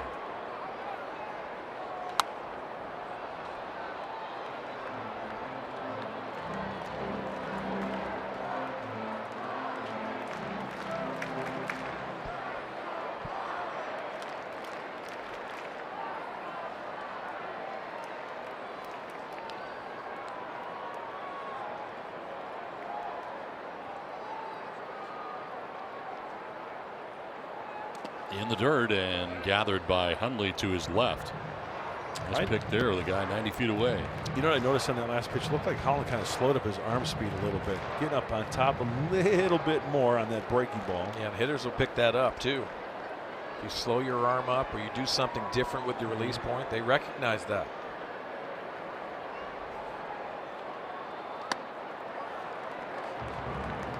Well, to me right here, 3-1 count. If I'm Hunter Renfro, I'm looking and expecting something out over the plate. Something soft. He's had good two-seam success. Doesn't mean you can't hit it. That right center gap is wide open. Tying run at third base in Perella. 2 outs in the inning. And that'll be ball 4. He wasn't sure. He thought it was a strike and heads down to first base. It's happened a few times that he has looked back at Rob Drake thinking he was going to call it a strike, and he didn't. That's a two-seamer off the plate, and you can see a lot of the Padres have swung at that pitch. You lay off that, it's a different ball game. You get a lot of hitters counts. First walk allowed tonight by Derek Holland. Padres have runners at the corners, 1 down, and Christian Villanueva coming up. Villanueva homered in the first, grounded into a double play in the third. Remember remember, guys, in that 3 home run game, 2 of them were middle away. He still has the ability to go out there and get that pitch and pull the baseball.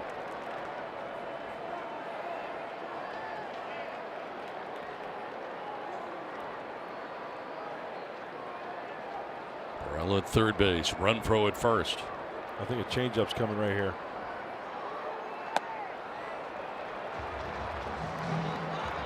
And falling behind here, 2-0.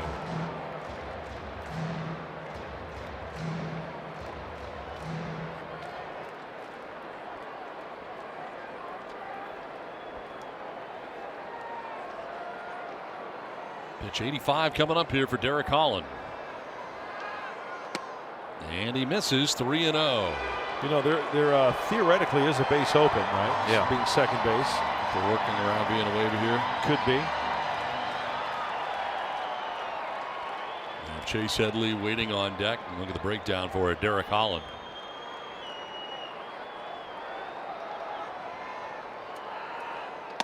And that one's not close. So he walks Villanueva, back-to-back walks here. Renfro and Villanueva.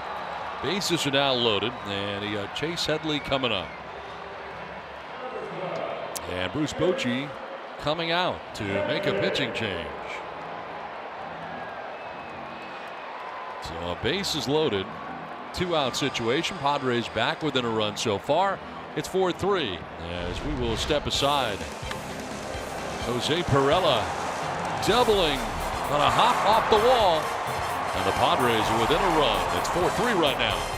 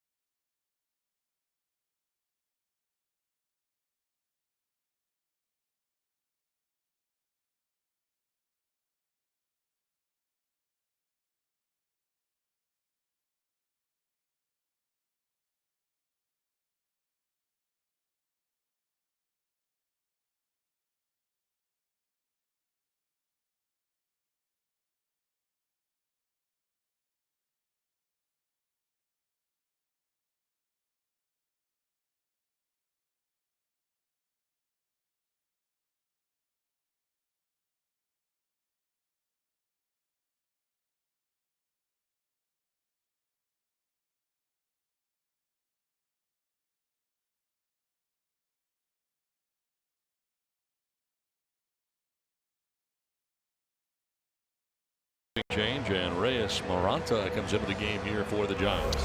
Strikeout guy. He struck out 9 batters in the 6 2/3 innings of work. That's over 5 appearances, this being his 6th game. Lefties hitless. Righties 154. Throws a 4-seamer, slider. Pretty much that's what you're going to get. 4-seam slider. Very, very, very rarely a changeup. He touches about 96, 97. Chase Headley coming up here with the bases loaded, filled with Padres. Headley has struck out and flied out, 0 for 2.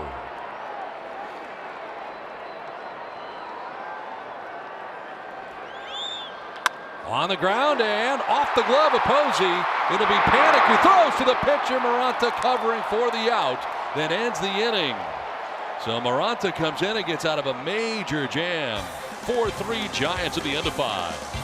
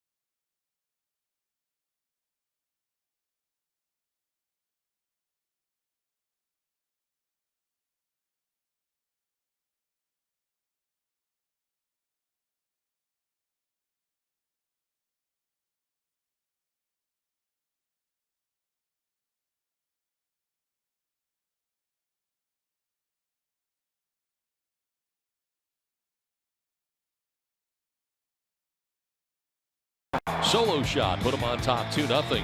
But the newcomers for the Giants coming up big as Evan Longoria hits a 2-run home run and ties this game 2-2. Maybe get another home run as McCutcheon takes this one out of the yard. Made it 4-2. Padres coming back though. Jose Perello with a double to left center field. A.J. Ellis scoring all the way from first base to make it a 4-3 game. And then Headley grounds one to first base and was retired with the bases loaded. And getting out of that huge jam, Moronto without any further damage. Derek Holland, 4 2/3, giving up 3 earned runs. Only went 4 2/3, so not eligible for a victory tonight. Didn't go the minimum to make himself eligible. Clayton Richard on the hook. Evan Longoria and Jose Perella offensively leading both clubs as we move along to the 6th inning and Adam Simber into the game. Different look for the Giants. Adam tossed a career high 3 innings in Colorado. That was on Wednesday, so he's well rested. Now his 8th game. Nice ERA. Strikeouts to walks, nice too. 10 punchies and only 2 free passes.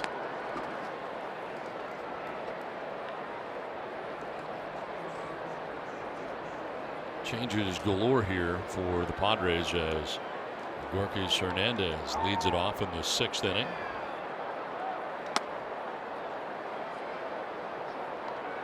Part of a double switch. Moving from 2nd to 3rd is Corey Spangenberg. Carlos Suaje now at 2nd base and Christian Villanueva is at 1st. This one fouled back. No, Don, the mentality, especially when Eric Hosmer's not starting, is you want him to have that special at-bat possibility at the end of the game. If Christian Villanueva ends up switching, you only have 4 guys on your bench, so you have to be creative with the double switch. Lined and caught by Villanueva at first base for the first out here of the 6th inning. Time now for the San Diego fans of the game. And a great crowd on hand here tonight. A lot of youngsters here tonight, too.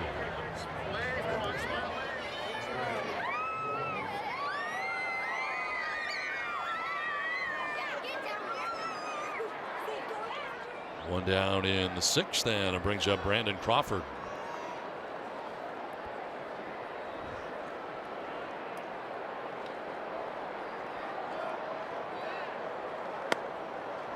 Strike called. Crawford was aboard twice against Clayton Richard, walking in the 2nd inning, tripling in the 4th inning, and scoring a run. Richard went the first 5 innings, gave up 7 hits and 4 runs. He would walk 3 and strike out 3, and Clayton ended up throwing 89 pitches.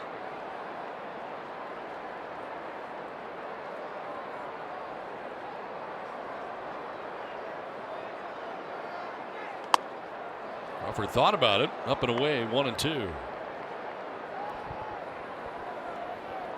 Adam Simber, first out of the bullpen.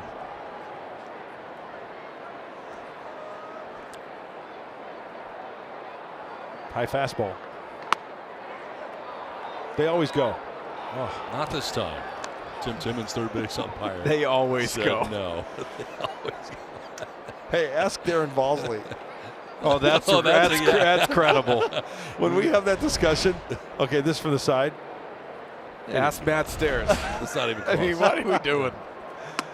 Goes this time, though, and strikes out. Adam Simber strikes out Brandon Crawford. Had 3 hits last night, aboard twice in this game. Strikes out here, though, 2 down. Yeah, I'll give him that one. He did check his swing prior to this pitch here, but inside, 2-seamer, swings right under it. Good pitch from Adam Simber. Reyes Moronto came into the game to get that big out that ended last inning with the bases loaded. Stays in and hits for himself here with 2 down. And he takes strike 1. You know, he continues to have that arm side command. That's the difference from last year to this year. Talking about Adam Simber. Most of those side armors like that fade pitch where you can get that 2-seamer and get some ground balls. He's peppering that outside corner to the right-handers.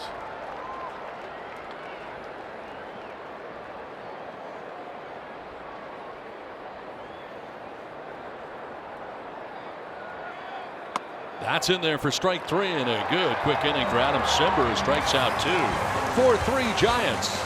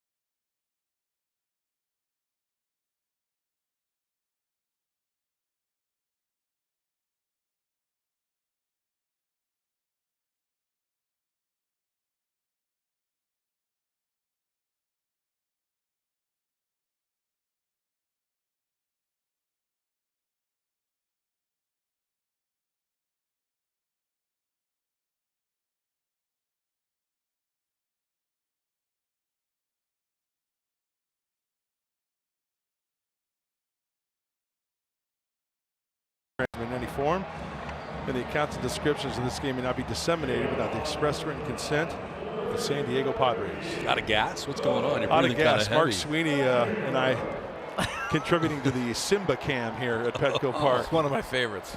And it's a workout for Mark Sweeney, I'll tell you what. I'll tell you. Wow, he's got to hold you up, which is Oh, it's Simba. forklift or a crane. Yes. Corey Spangenberg leads it off here in the bottom of the 6th inning.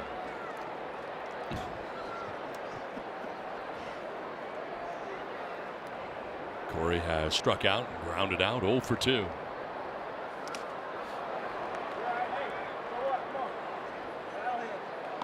You know what Maranta reminds me of? Do you remember a kid pitched in Boston? Richie Garces? Yes. El Guapo. Really? Yes. Is that what he called That himself? was his nickname. Really? El Guapo. I played with Richie in Des Moines. He's a great guy. Oh, what a great kid. A ball foul. Richie Garces. He was very good for a period of time Yeah, there. yes, he was. How'd they come up with that nickname? You know? I don't know. I think he came up with it, to be honest with you. That's even funnier. They had El Guapo t-shirt nights. That's in the air to center field. Austin Jackson coming in and under will make the catch for the first out of the 6th inning. Well, he can bring it. He's got a sharp breaking ball. You know what you're pretty much going to get. 4-seamer and a slider.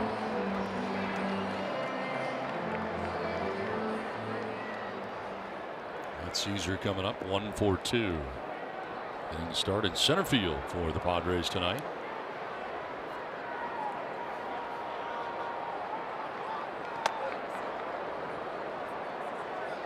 A little different look tonight for the Padres. No Hosmer at first. No Frenchie Cordero in center.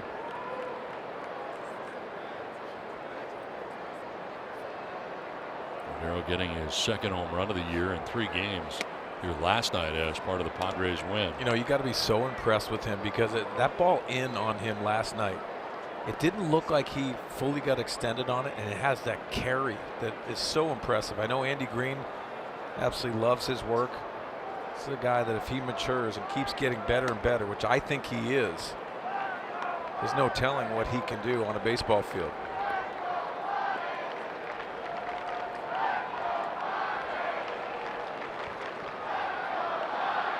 Luis Maranta has retired both hitters he's faced since coming into the game. That's Well, he's 97 at the knees. Low strike has not been No. there tonight. The high strike has, but the low strike has not.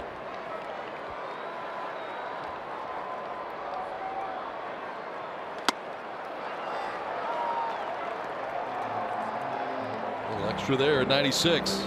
You know, that's the challenge. You got to cover velocity, handle that, but you also know that he has 2 secondary pitches. He's already thrown for strikes.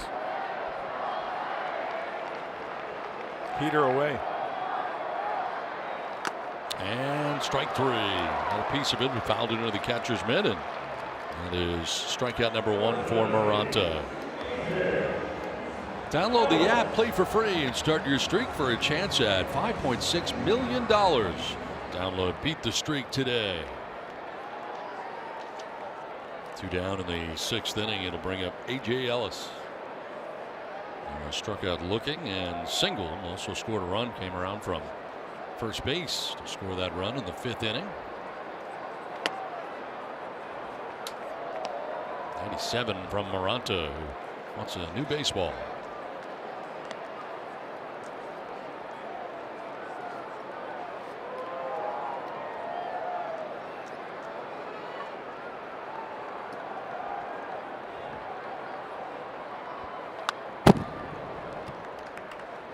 Day baseball here tomorrow in the finale of this 4-game series.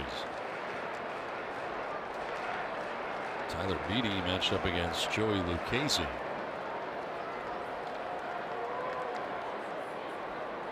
And the Dodgers will be in for the first time this year as part of this homestand for the Padres. And how about this crowd tonight? Tremendous. You know, great atmosphere. Obviously, it's a close game. This Dodgers bullpen has struggled at times. Excuse me, the Giants. And you're thinking about what you can do to try to prevent that, because the Padres came up with a big win last night. Fly ball skied foul off to the right, out of play. Anytime you play in an atmosphere like that, everything just feels so normal for these players. The energy is within you, but also in that dugout as well.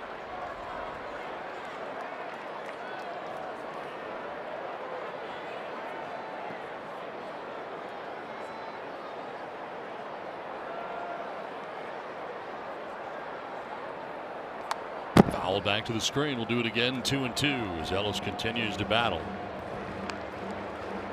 Get something done here with 2 outs in the 6th inning. Maranta did a slide step there, just changing the timing.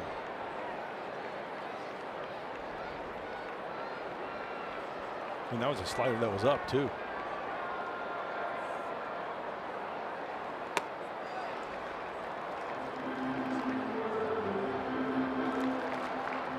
Boy, what a contrast. Maranta wearing the number that Sergio Romo wore for so many years with the Giants. 54.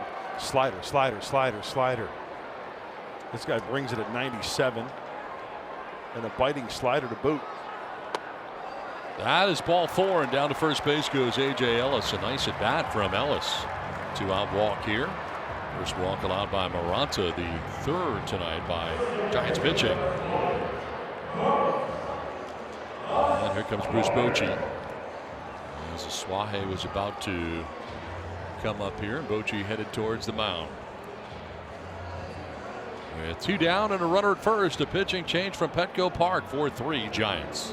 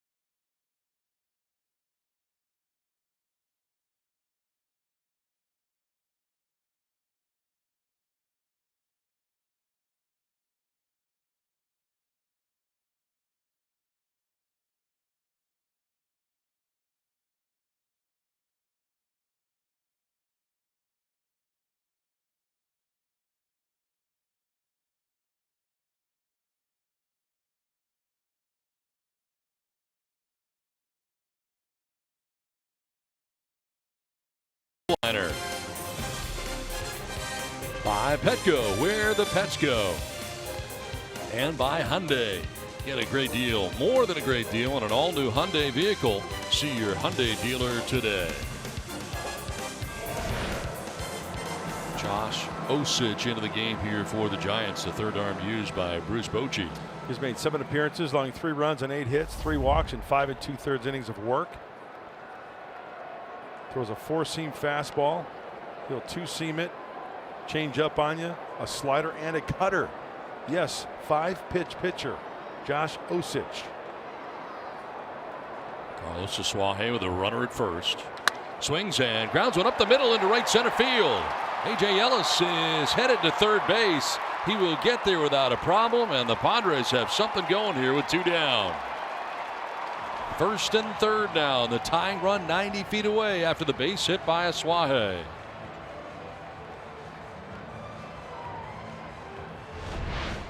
You go on the attack when things are going south for you offensively. You look for that fastball away, and that's what Carlos Asuaje does. Using the middle part of the field, and nice base running on the back end by A.J. Ellis, reading that ball in the gap and advancing to third base easily. Well, prior to that at bat against the left-hander, lefty's written 300, 3 for 10 off of Osich. Bochy coming back out again. He's had Corey Guerin warming in the pen. Mixing and matching here. Looks like Osich is going to face one hitter, and he'll make another pitching change. 4-3 Giants.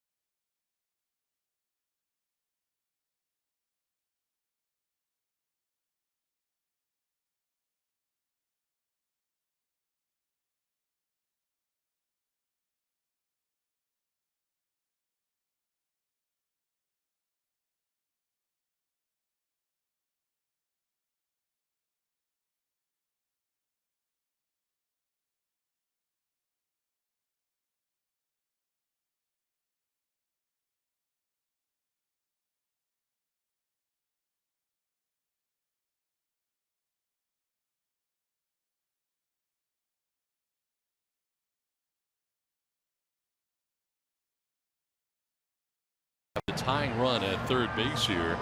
And Mark Sweeney, as you were talking about, this bullpen has been questionable for the Giants, and Bruce Bochy making a lot of changes here in this inning. Yeah, it has a lot to do with inherited runners, and it's the worst in Major League Baseball. So Bruce Bochy's just trying to figure out how he can limit those opportunities. The Padres have one right in front of them.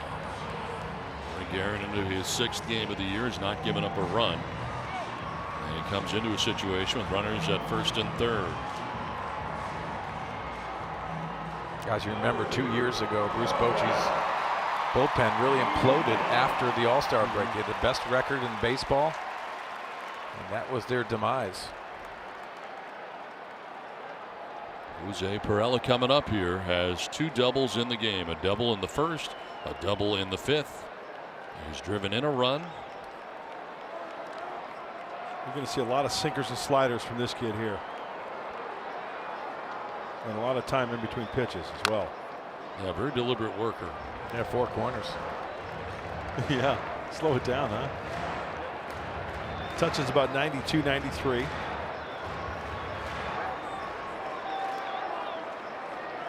.68 frames last season. He had a nice year, a 1.99 ERA.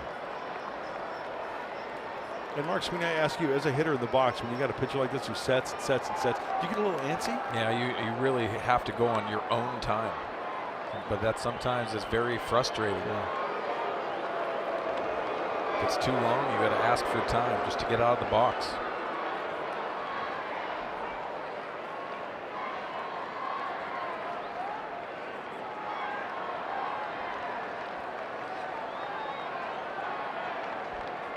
Ellis at third. Swahe at first with 2 down. Tying run at third base. That'll miss. 1-1.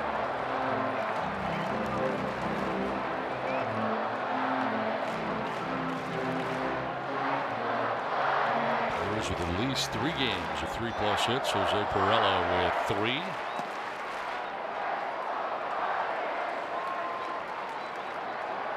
Two hits already tonight.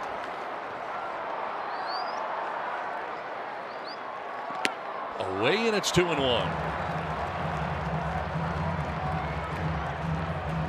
Holland started the game 4 2/3.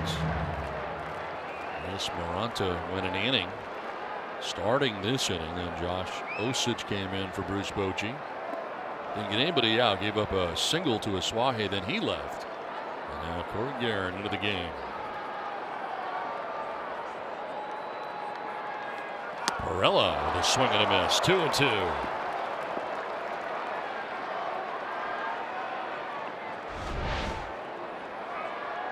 Mentioned sinker sliders. Whew. That's the top trying to go outer half and the bottom half of the body going towards the Giants dugout.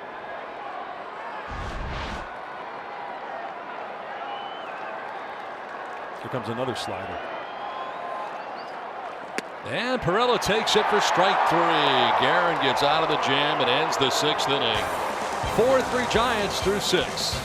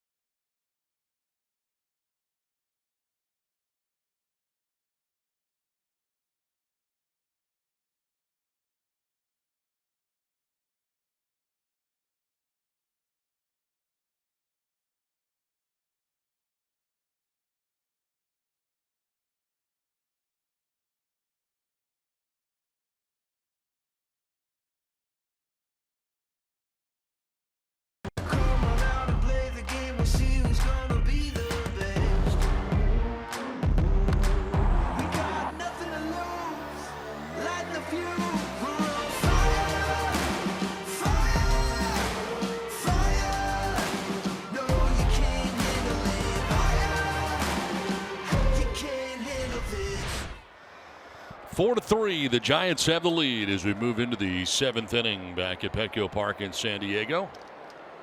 Sun has set a little bit on the darker side now as we move into the evening hours, and the top of the order leading it off here for the Giants and Austin Jackson. More Adam Simber. Simber had a 1-2-3 inning in the 6th inning, coming on in relief and back out there to start the 7th. Jackson, Panic, and McCutcheon scheduled back in the inning. Anybody gets on, and Buster Posey will have a chance.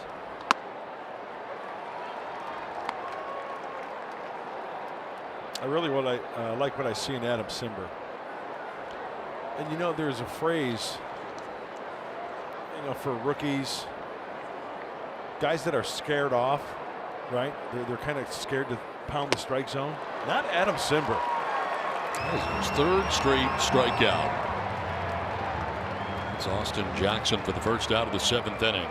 After throwing some fastballs, he throws a frisbee up this time. Remember the frisbee by Whammo in the backyard, the picnic?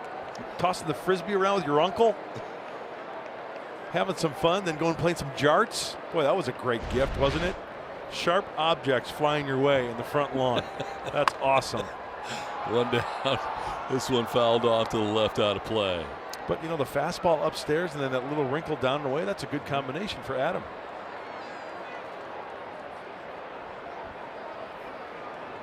Joe Panik 1 for 3 in the game, singled back in the first inning.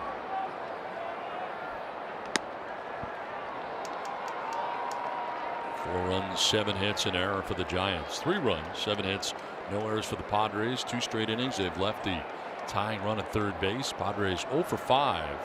Runners in scoring position now. There's a pop-up foul off to the left, out of play. That's tough to get on top of that pitch.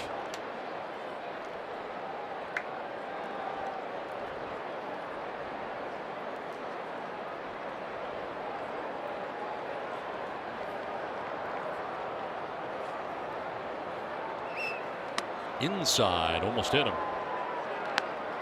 Spins away, 2-2. Fastball only at 86 miles an hour for Simber.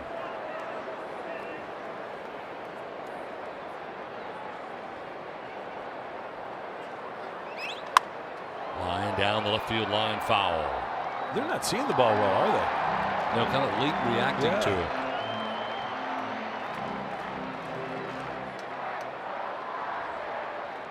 Simber has retired 4 in a row since coming into the game.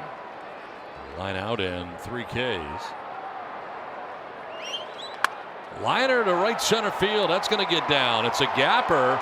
It's going to go all the way to the track and the wall. Panik is thinking 3 and headed in that direction, and he will get there. Sliding into third base with a 1-out gapper triple up the alley in right center. He saw that one well. Put together a good at-bat.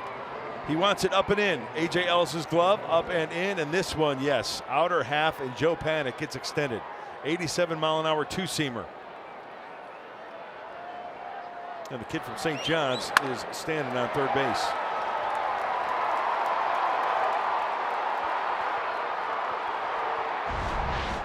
So 90 feet away is Panik with 1 down, and infield in all the way around. Andrew McCutchen will take strike 1.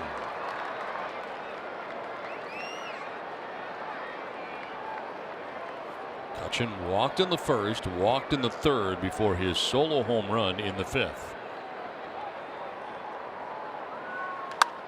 Liner to right at Renfro. He'll make the catch, tagging up, trying to score his Panik. It's cut off, then the throw to the plate, and that is in time. Cut off by Villanueva, who then fires homer to Ellis, and the tag is applied on Panik, and that ends the top of the 7th inning. So a screaming line drive to right from McCutchen turns into a double play, and we'll see here if the Giants are going to challenge this. I don't think he ever touched the plate. They are going to challenge it, looks like. Oh yeah, he did touch the plate. That's a good look right there. Does he whiff? He may already be at the plate before that tag. I think you're right, Don. Yeah. Giants think so. They have challenged. Play under review.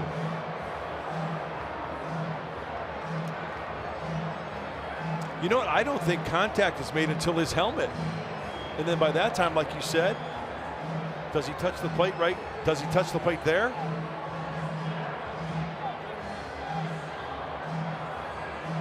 I think he does. That foot was down.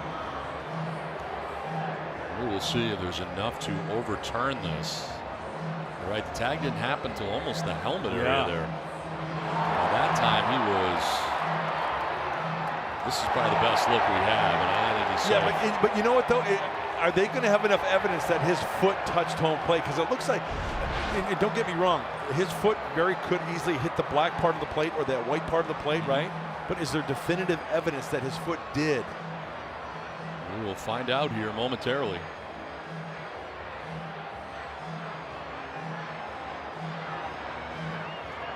Joe Panik thinks he is safe.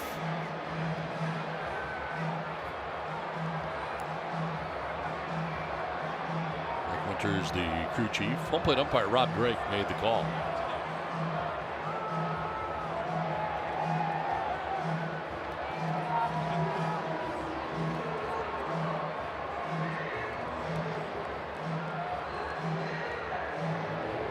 This one taking a while.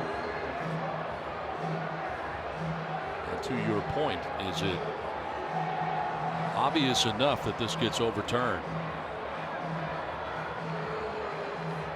Is there enough there?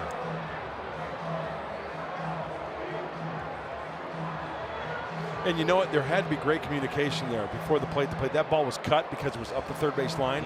That was a great cut and a great throw to A.J. Ellis. Christian Villanueva doing that.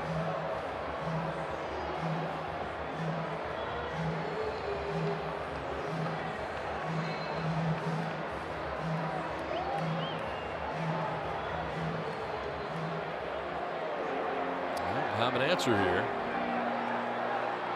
Out at the plate, not overturned. Nicely done. So the Padres got a double play that ends the top of the 7th inning. 7th inning stretch, 4-3 Giants.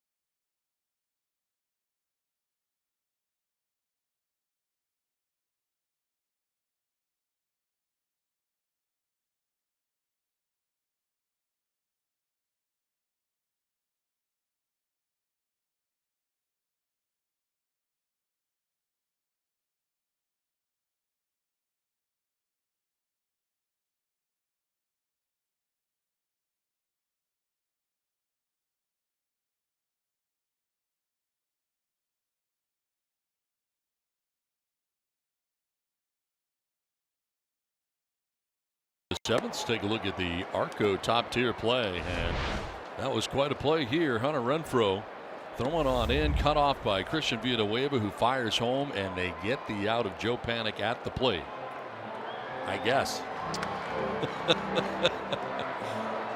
Padres certainly happy. It was a long review. It took 2 minutes and 41 seconds. That's a pretty long review. Panik's foot was very, very close to the corner of the plate. There's no doubt about it. When he initially started sliding the home plate, his foot came up, but then he got it back down, and then it looked like it was a whiff all the way until the end. A.J. Ellis's glove tagged him in the back of the helmet. So Don, I think what you said earlier, as far as not enough evidence to overturn it, goes the Padres' way. Let's see what they can do with it here as we head to the bottom of the 7th inning. 2, 3, and 4. Freddie Galvis leading it off here for the Padres. Showing bunt, taking a strike over the outside corner. Freddie tonight has flying out to center, singled to center, and grounded out to second base.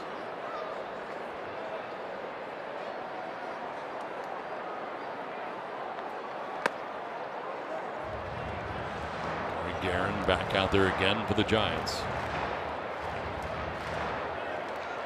We got the final out of the 6th inning, striking out Jose Perella. Looking, and he's out there to begin the bottom of the 7th. There's a liner into center field. Base hit for Freddie Galvis to start the bottom of the 7th. One way to get to Guerin is to get that sinker up. He's got a darn good one when he keeps it down. Kind of a short strider, kind of a short armor, and that one just flattens out. Some serious top hand from Freddie.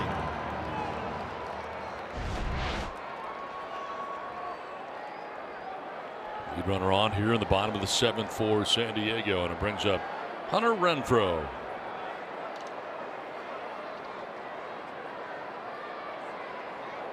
Throw to first, and back to the bag is Galvis.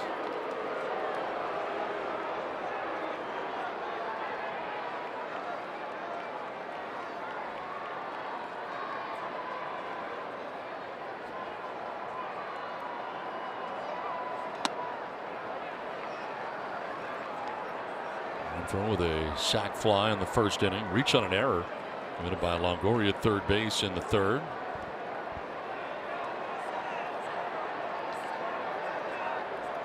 And walked in the 5th inning. Here he is in the 7th. And in the dirt as Hundley to his right gathers that. Well, I think the ball found Nick Hundley's glove on that one. That slider in the dirt. Slides over to his right. Watch his glove. It's almost like he wants to backhand it, and then at the last second makes the adjustment, and the ball finds his glove.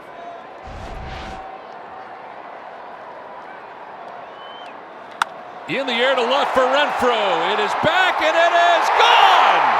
2-run home run, a line drive home run for Renfro, who with one swing of the bat puts the Padres on top 5-4.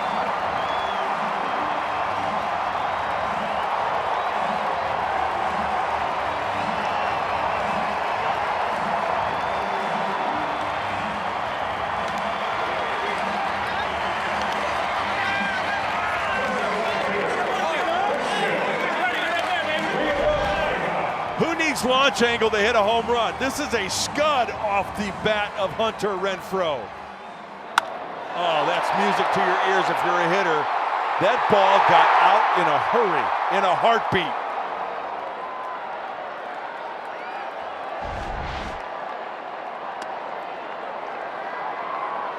(5-4) Padres on top now.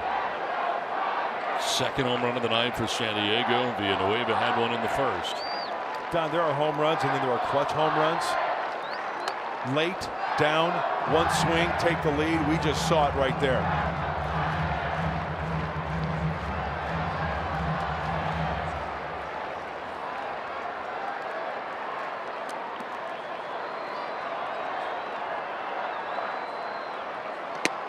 Outside for ball 2.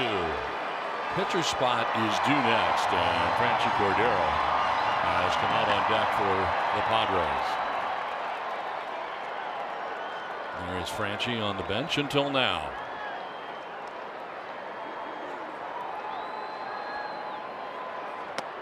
Away again, and it's 3-1.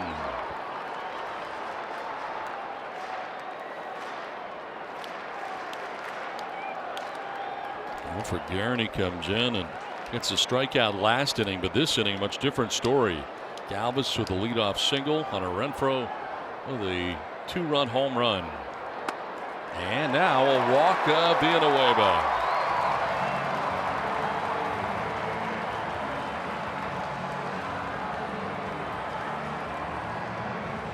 And here comes Bruce Bochy again. He has had Tony Watson in the pen warming. And he'll be making the change for Watson. 5-4 now. Padres on top.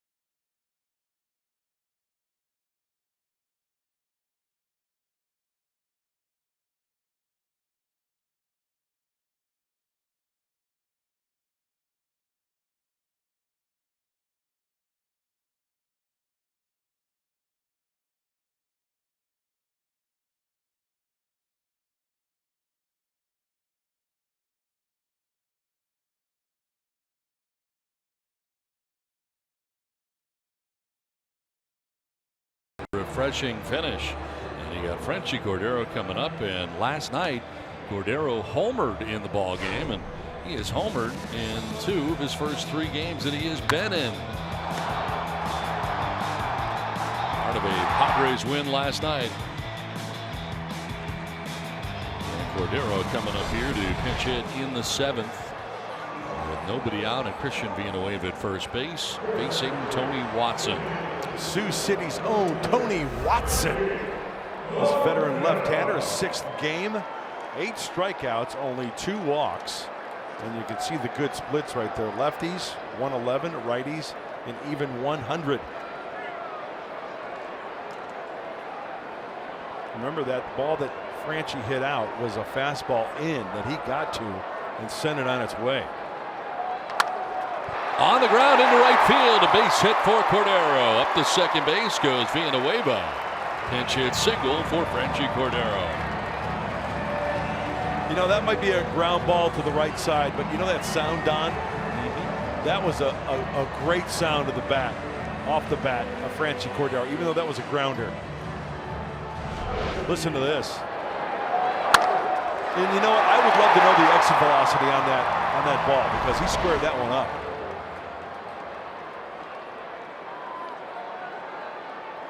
Two on, nobody out, 2 runs in. Corey Spangenberg started the game at second base. He's since moved over to third base. And he's showing bunt, dropping one down the third baseline. A very good one. Throws on the run. It's late. Bunt single for Corey Spangenberg. Longoria racing in, and his throw is late. And the bases are loaded. We've seen some fun baseball tonight from these Padres. We've seen long balls. We've seen ground balls hit hard. And how about a little small ball? Placed perfectly. I'll tell you what, Corey Spangenberg could not have placed that any better. Putting on a clinic. You put it on the grass, you deaden a little bit, and then you put on some speed like we know Corey has. Beats it out. Infield in now for the Giants with nobody out, bases loaded. Chance here for Matt Caesar to obtain some insurance now. The Padres on top by a run. He'll take strike 1. 2 runs that have scored so far in this inning, charged to Corey Guerin, who is still responsible for Villanueva, who's now at third base.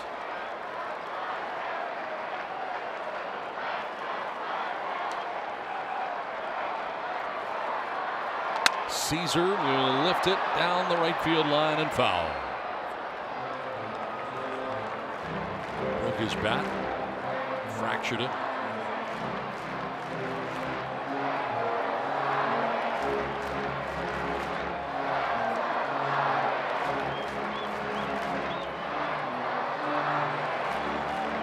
Hopefully that bat has Wonder Boy on it.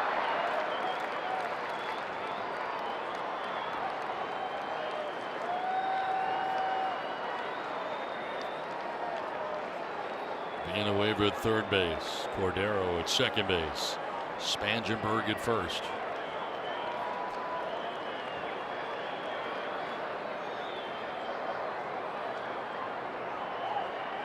Caesar twisting out of the way of a pitch up and in.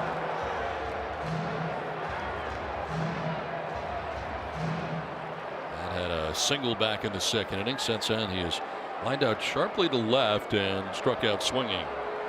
1 for 3 tonight for the Padres center fielder.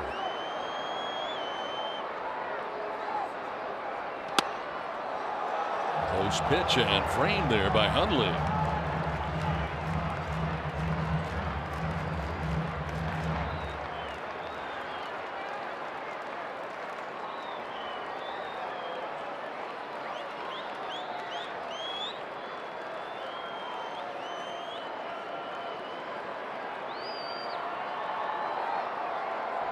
Swing and a miss, and down to one knee on that cut. Caesar strikes out. Big strikeout for Tony Watson. First out here of the 7th inning. He threw the changeup, got him way out in front. Good arm action and good location too. Down right at the knees. That's a big out for Tony Watson. You know, in my opinion, the best pitch in baseball, if it's thrown correctly, gotta love that changeup or a really good split finger fastball. A.J. Ellis has been aboard twice after striking out looking in the second. He singled to left in the fifth, walked in the sixth inning. Here he is in the seventh with a chance to give the Padres some breathing room. On top by a run right now, 5-4. They have recaptured the lead here in the bottom of the seventh inning.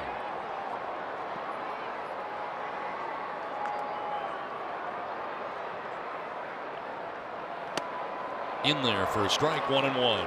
Fastball at 93 miles an hour from Watson.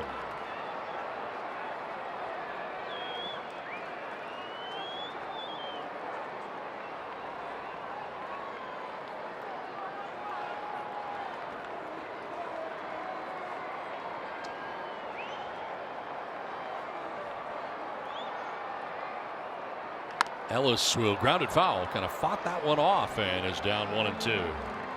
Fastball running in on him.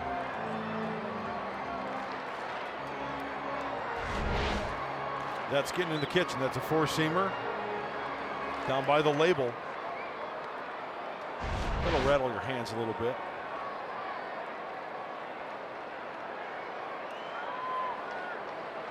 Bases filled with Padres. 2 runs in already. 1 down here in the seventh inning. And Ellis with a swing and a miss strikes out. Fastball that was up, and it's back-to-back strikeouts for Tony Watson. 2 down. After going in on the hands, he goes up the ladder, as you mentioned, Don. And Watson, not that overpowering, but it's all about location. That one also in a little bit as well.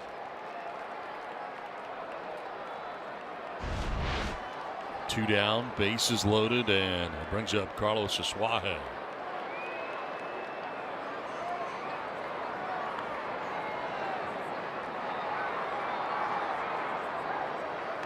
Strike one.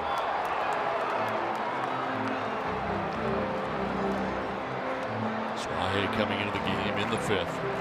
Pinch hitting, popped out to short, and singled to center in the sixth. So 1 for 2.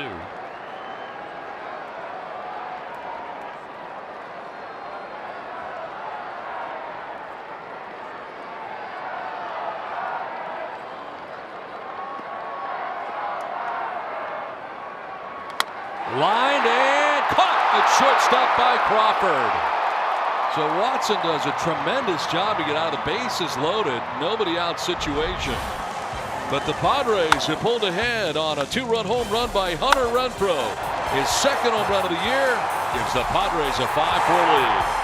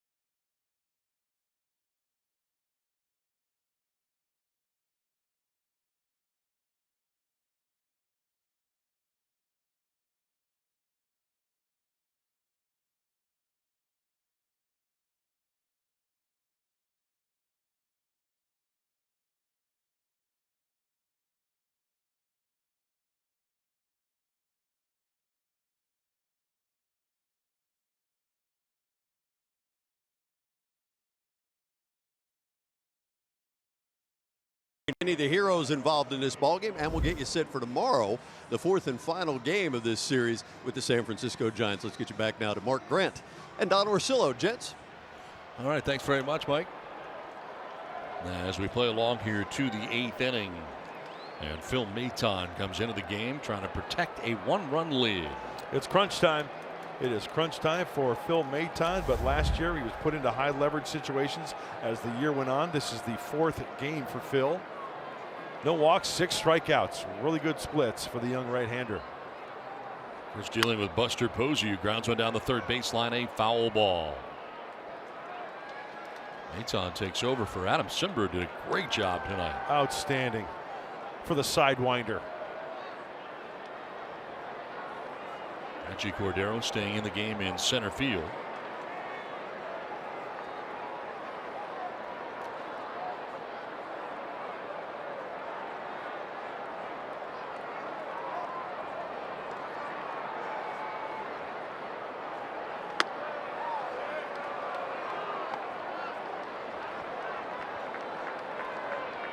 Clayton Richard off the hook in this game as he went the first 5, giving up 7 hits, 4 runs, walked 3, struck out 3.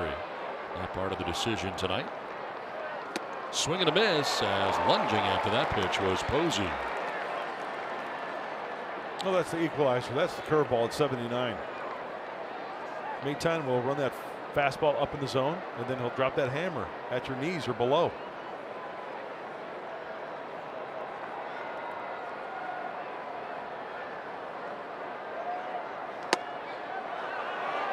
Outside, 2-2. Cut fastball, nice. Also cut that fastball.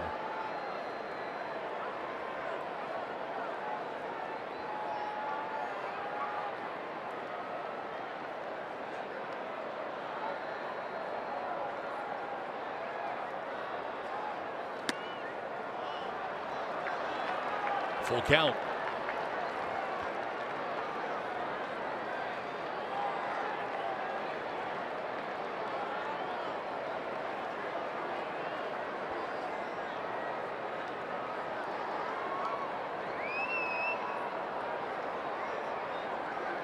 That's in there for strike 3. Nasty pitch. Goes to the curveball and freezes Buster Posey. 1 down in the 8th. Was this a knee buckler after seeing cutters? Oh, you bet. Jellylegger, the yacker, the yellow hammer. Call it any way you want it. That's a called strike 3. 1 down in the 8th inning. Nick Hundley coming up.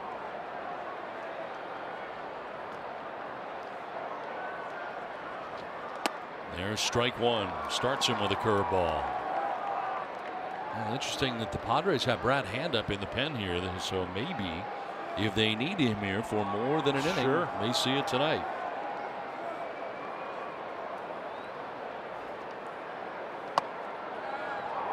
A ball and a strike to Nick Hundley. There's Brad Hand, the closer, now just kind of looking on. As Maton gets the first out of the 8th inning.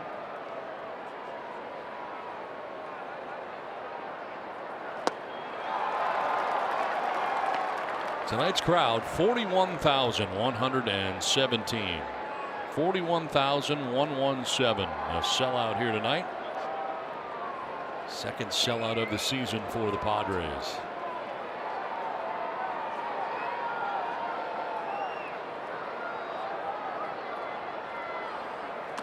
That'll miss, and it evens at 2-2.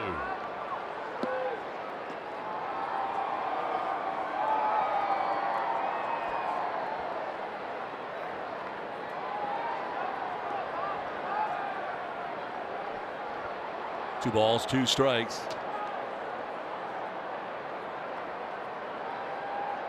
And a ground ball hit sharply to Galvis at shortstop. On to first. 2 down in the 8th inning. Let's revisit our keys to the game, brought to you by your San Diego Honda dealers. Catch it for Clayton. Padres, no errors. Remember, we started this ball game with Headley at first, Spangenberg at second, Villanueva at third, and then Freddie at short. No errors. Clogged the bases for Holland. 6 hits for the Padres offense. 3 extra base hits. 3 runs and a big fly off the bat of that kid right there, Hunter Renfro. Evan Longoria has a big fly of his own. Longoria hit a home run in the 4th inning. A 2-run shot, which at the time tied the game 2-2. It was his 2nd home run in a Giants uniform.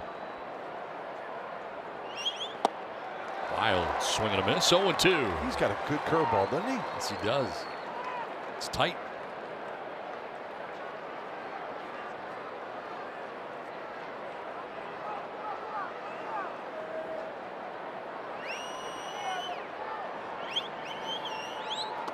Almost hit him. Straightens him up on a pitch down and in. That breaking ball kind of slipped out of his hand.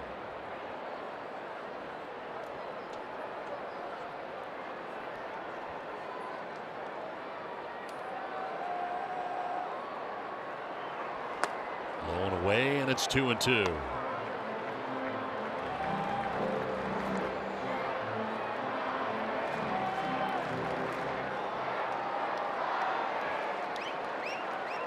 It's on struck out Posey. Got Hundley to ground out to short.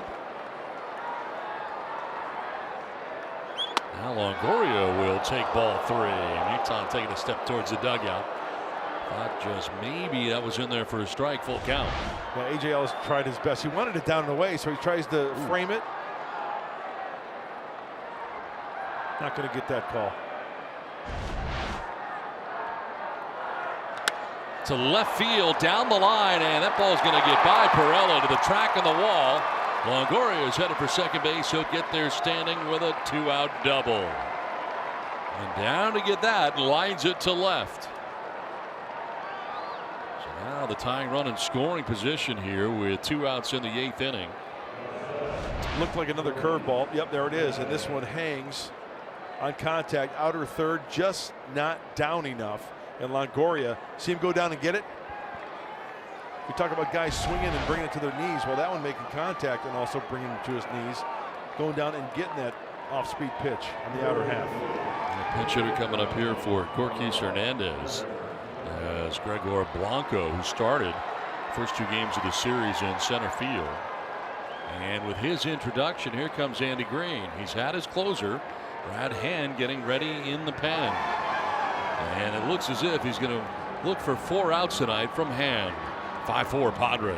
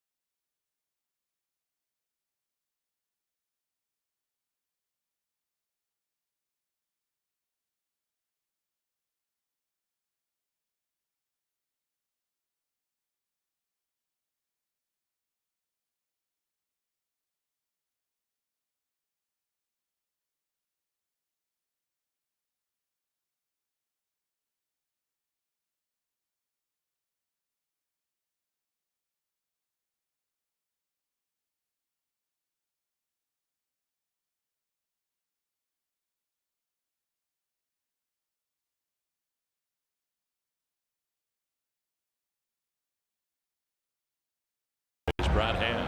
And like you said, Don, Andy Green going for the 4-out save here. He needs 1 here in the 8th. He's 5 for 6 in that category.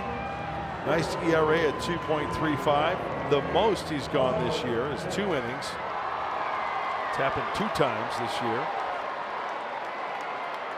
You know, it's just about making good quality pitches up until the strikeout, but if you get an early out, you're good to go.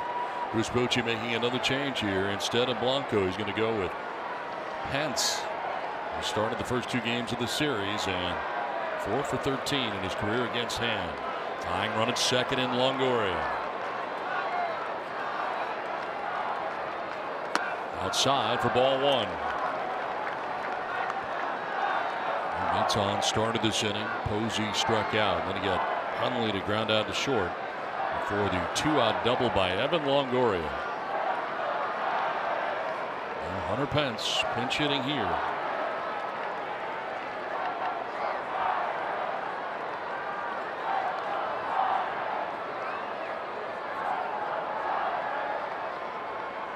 Swing and a miss. Pence fooled on the breaking ball. 1-1. A good slider from Brad Hand.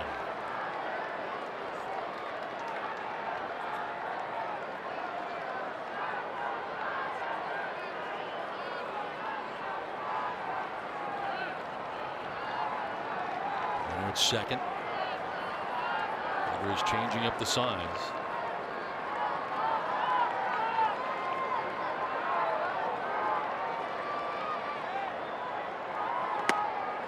Strike call, late call too, kind of delayed call, and Pence didn't like it. Wow, he got a call.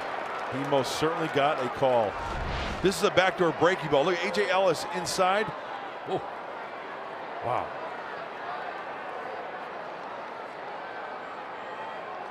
I mean, even when the catcher moves like that, even if it's on the corner, hardly you get that call. And that one was off the plate. Good call for Brad Hand and the Padres. You don't have to throw Pence a strike. We know that.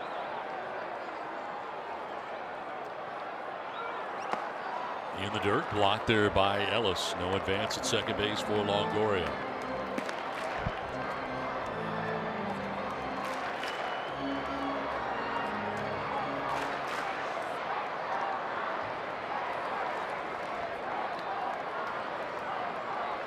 Two balls, 2 strikes, 2 down here in the 8th.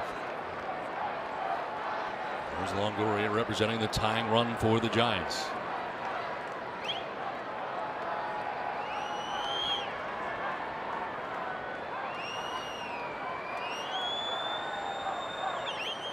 Swing and a miss. Pence strikes out. High fastball at 94 gets him. Out of the jam is Hand. We head to the bottom of the 8th. Padres have a 5-4 lead. Big strikeout for Brad Hand.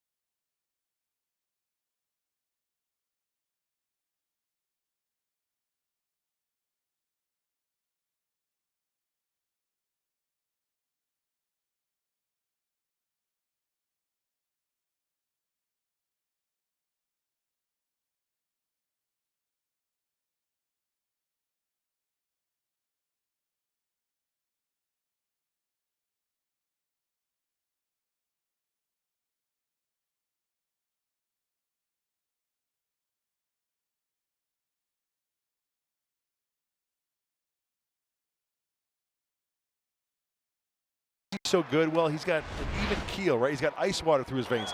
At the time I've known him as a Padre, this is the most emotion I've ever seen. Watch him.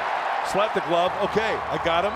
He's got 3 more outs to go, that's for sure. But that's the most emotion I've ever seen out of Brad Hand as a Padre. He doesn't get rattled. and he realizes I've got 3 more outs. Hopefully we add on, but 3 more big outs for the Padre closer. A new pitcher on, Pierce Johnson in the game here now. 6th pitcher used for the Giants in this game into his 7th game of the year. The 1.13 earned run average. Jose Perella leading it off and taking ball 1.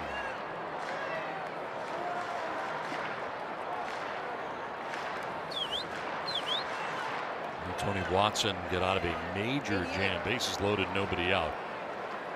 As he goes an inning, as Hunter Pence is taken over in left field for Gorkys Hernandez. Big swing there by Perella. And he's down in the count. Or even in the count, 1-1.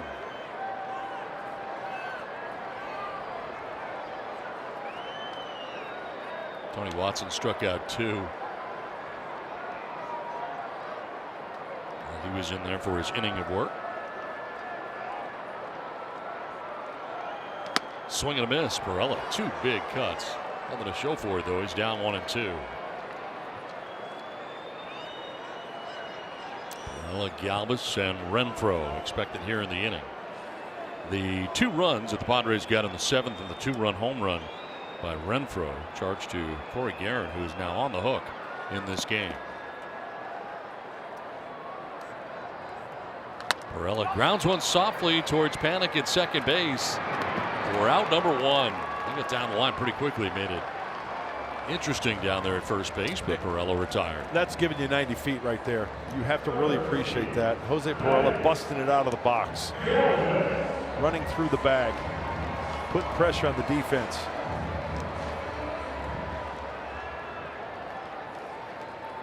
One down in the 8th, and it brings up Freddie Galvis. Galvis says flat out to center, single to center, grounded out, and single to center again. 2-hit night for the Padres shortstop.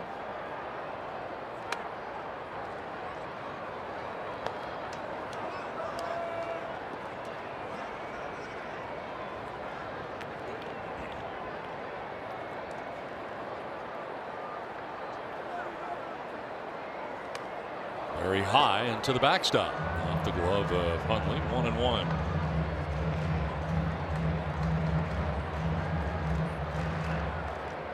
Galvis now, Renfro next.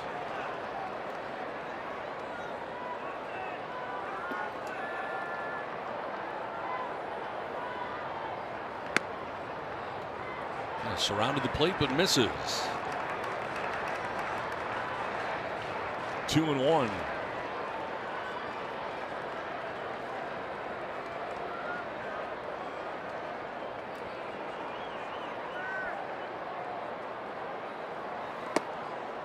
It's Galvis's feet moving there, and a pitch down and in.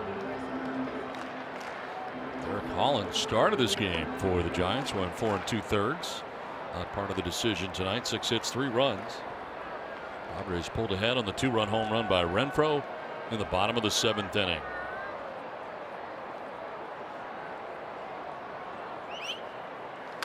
Galvis fouls it off, full count.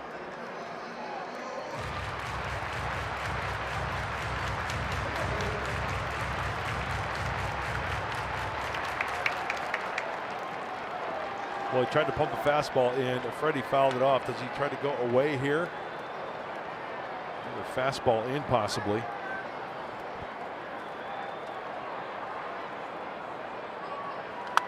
Fouled off to the left, out of play. Did Freddie just smell his bat? He did. After that foul ball? See if you can smell the burning wood. Yeah.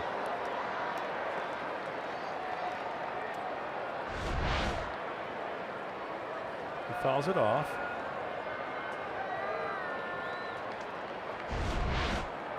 And he took a sniff. Fouls it off again.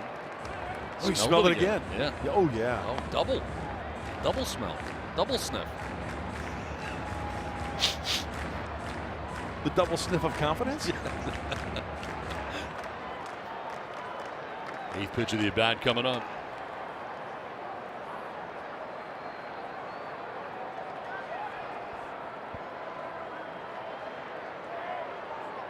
And Galvis strikes out. Fastball up and away at 95.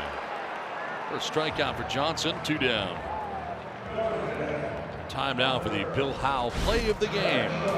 Hunter Renfro coming up in the 7th inning with the Padres trailing by a run, a man on. And he hits a line drive home run out to left field. His 2nd home run of the year.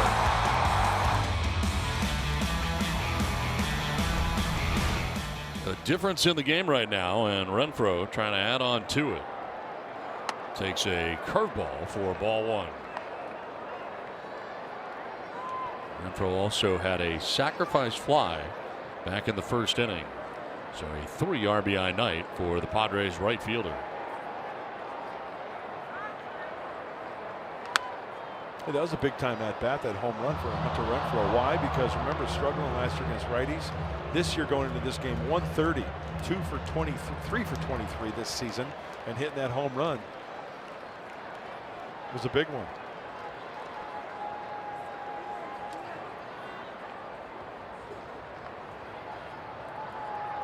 Renfro on the ground to short. Brandon Crawford's throw. And plenty of time, and it ends the inning. We go to the 9th. 5-4 Padres.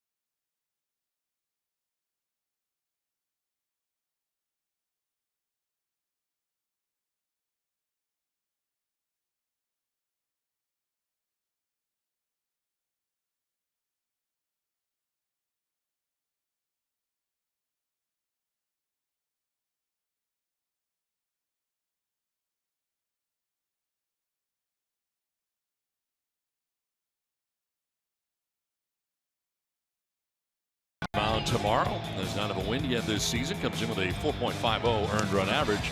Joey Lucchesi 1-0 with a nifty 1.72 ERA. And we'll get you started at 12:30 tomorrow on Fox Sports San Diego. Well, Brad Hand asked to get 4 outs in tonight's game. The closer for the Padres. Got the first out, the final out of the 8th inning, and now we go to the 9th. With Brandon Crawford leading it off for the Giants. And taking strike 1. Giants had the tying run in scoring position in the 8th when Andy Green went to get Brad Hand and Evan Longoria, but struck out the pinch hitter Hunter Pence. Strike 2, 0-2. Back-to-back sliders from Hand to begin this inning. He is snapping that thing off nicely. Great rotation, great break.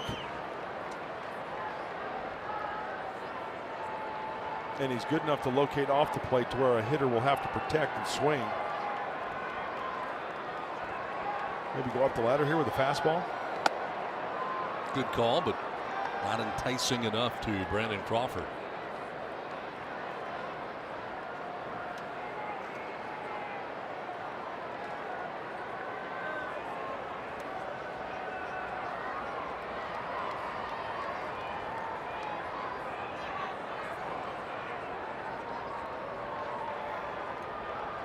Swing and a miss. Wow. Crawford out number 1 of the 9th inning. To the slider again for strike 3. Wow. This thing has got some serious tilt to it. This isn't one of those that just kind of rolls up there. That's a breaking ball that's got some hair on it. Great rotation, and Crawford exposes the front side, the hip, the shoulder, swing and a miss. Big first out. One down here in the ninth. 2 strikeouts for Brad Hand since coming in. Kelby Tomlinson pinch hitting.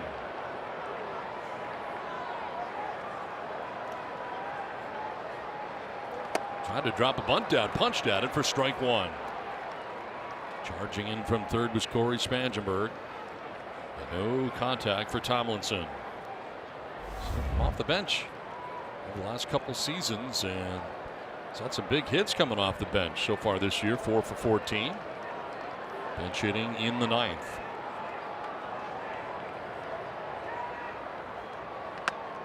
In the pitcher's spot here.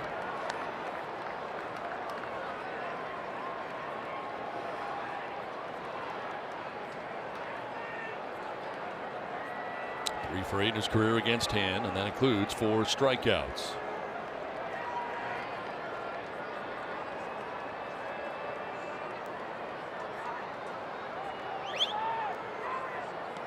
Strike 2. 93 on the fastball. Don't worry about the slider, but you got to worry about his good fastball too. And that's the deal. It can become a guessing game.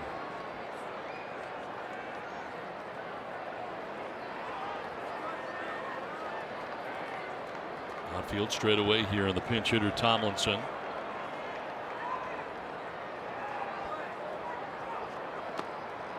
In the dirt, and it's 2-2. And taking over Phil Maton. Adam Simber.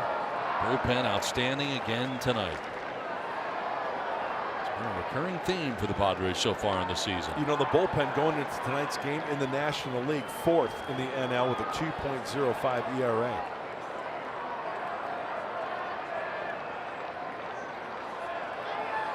Tomlinson strikes out looking, 2 down in the ninth inning. 3 strikeouts for Brad Hand since he's come into this game. Remember earlier in this game we were talking about pitchers both sides not getting a low strike? Well, we've seen some high strikes called tonight, and it's been consistent. That's the breaking ball called strike 3. And up to the plate comes the guy we've been waiting for all night. Austin Jackson coming up here with 2 down.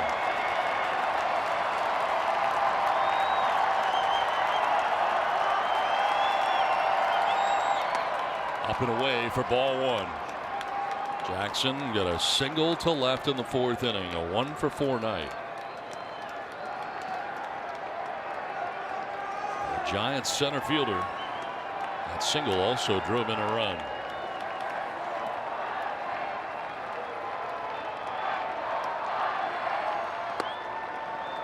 2-0. That Hand coming into the 8th struck out Hunter Pence. Start of the ninth by striking out Brandon Crawford. Then Kelby Tomlinson also down by way of the K.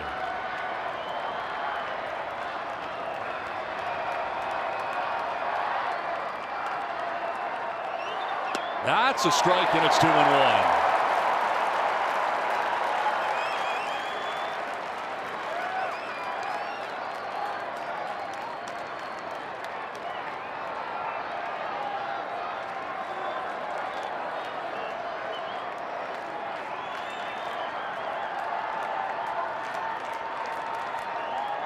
Swing and a miss, and it's 2-2. Fastball at 93 by him.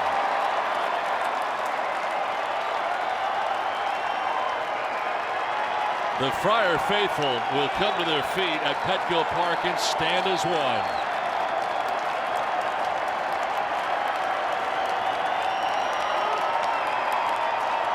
Two from Brad Hand. He struck him out, and the Padres win. Brad Hand faces 4 batters and strikes them all out. Comes on to get the save, and the Padres win it 5-4.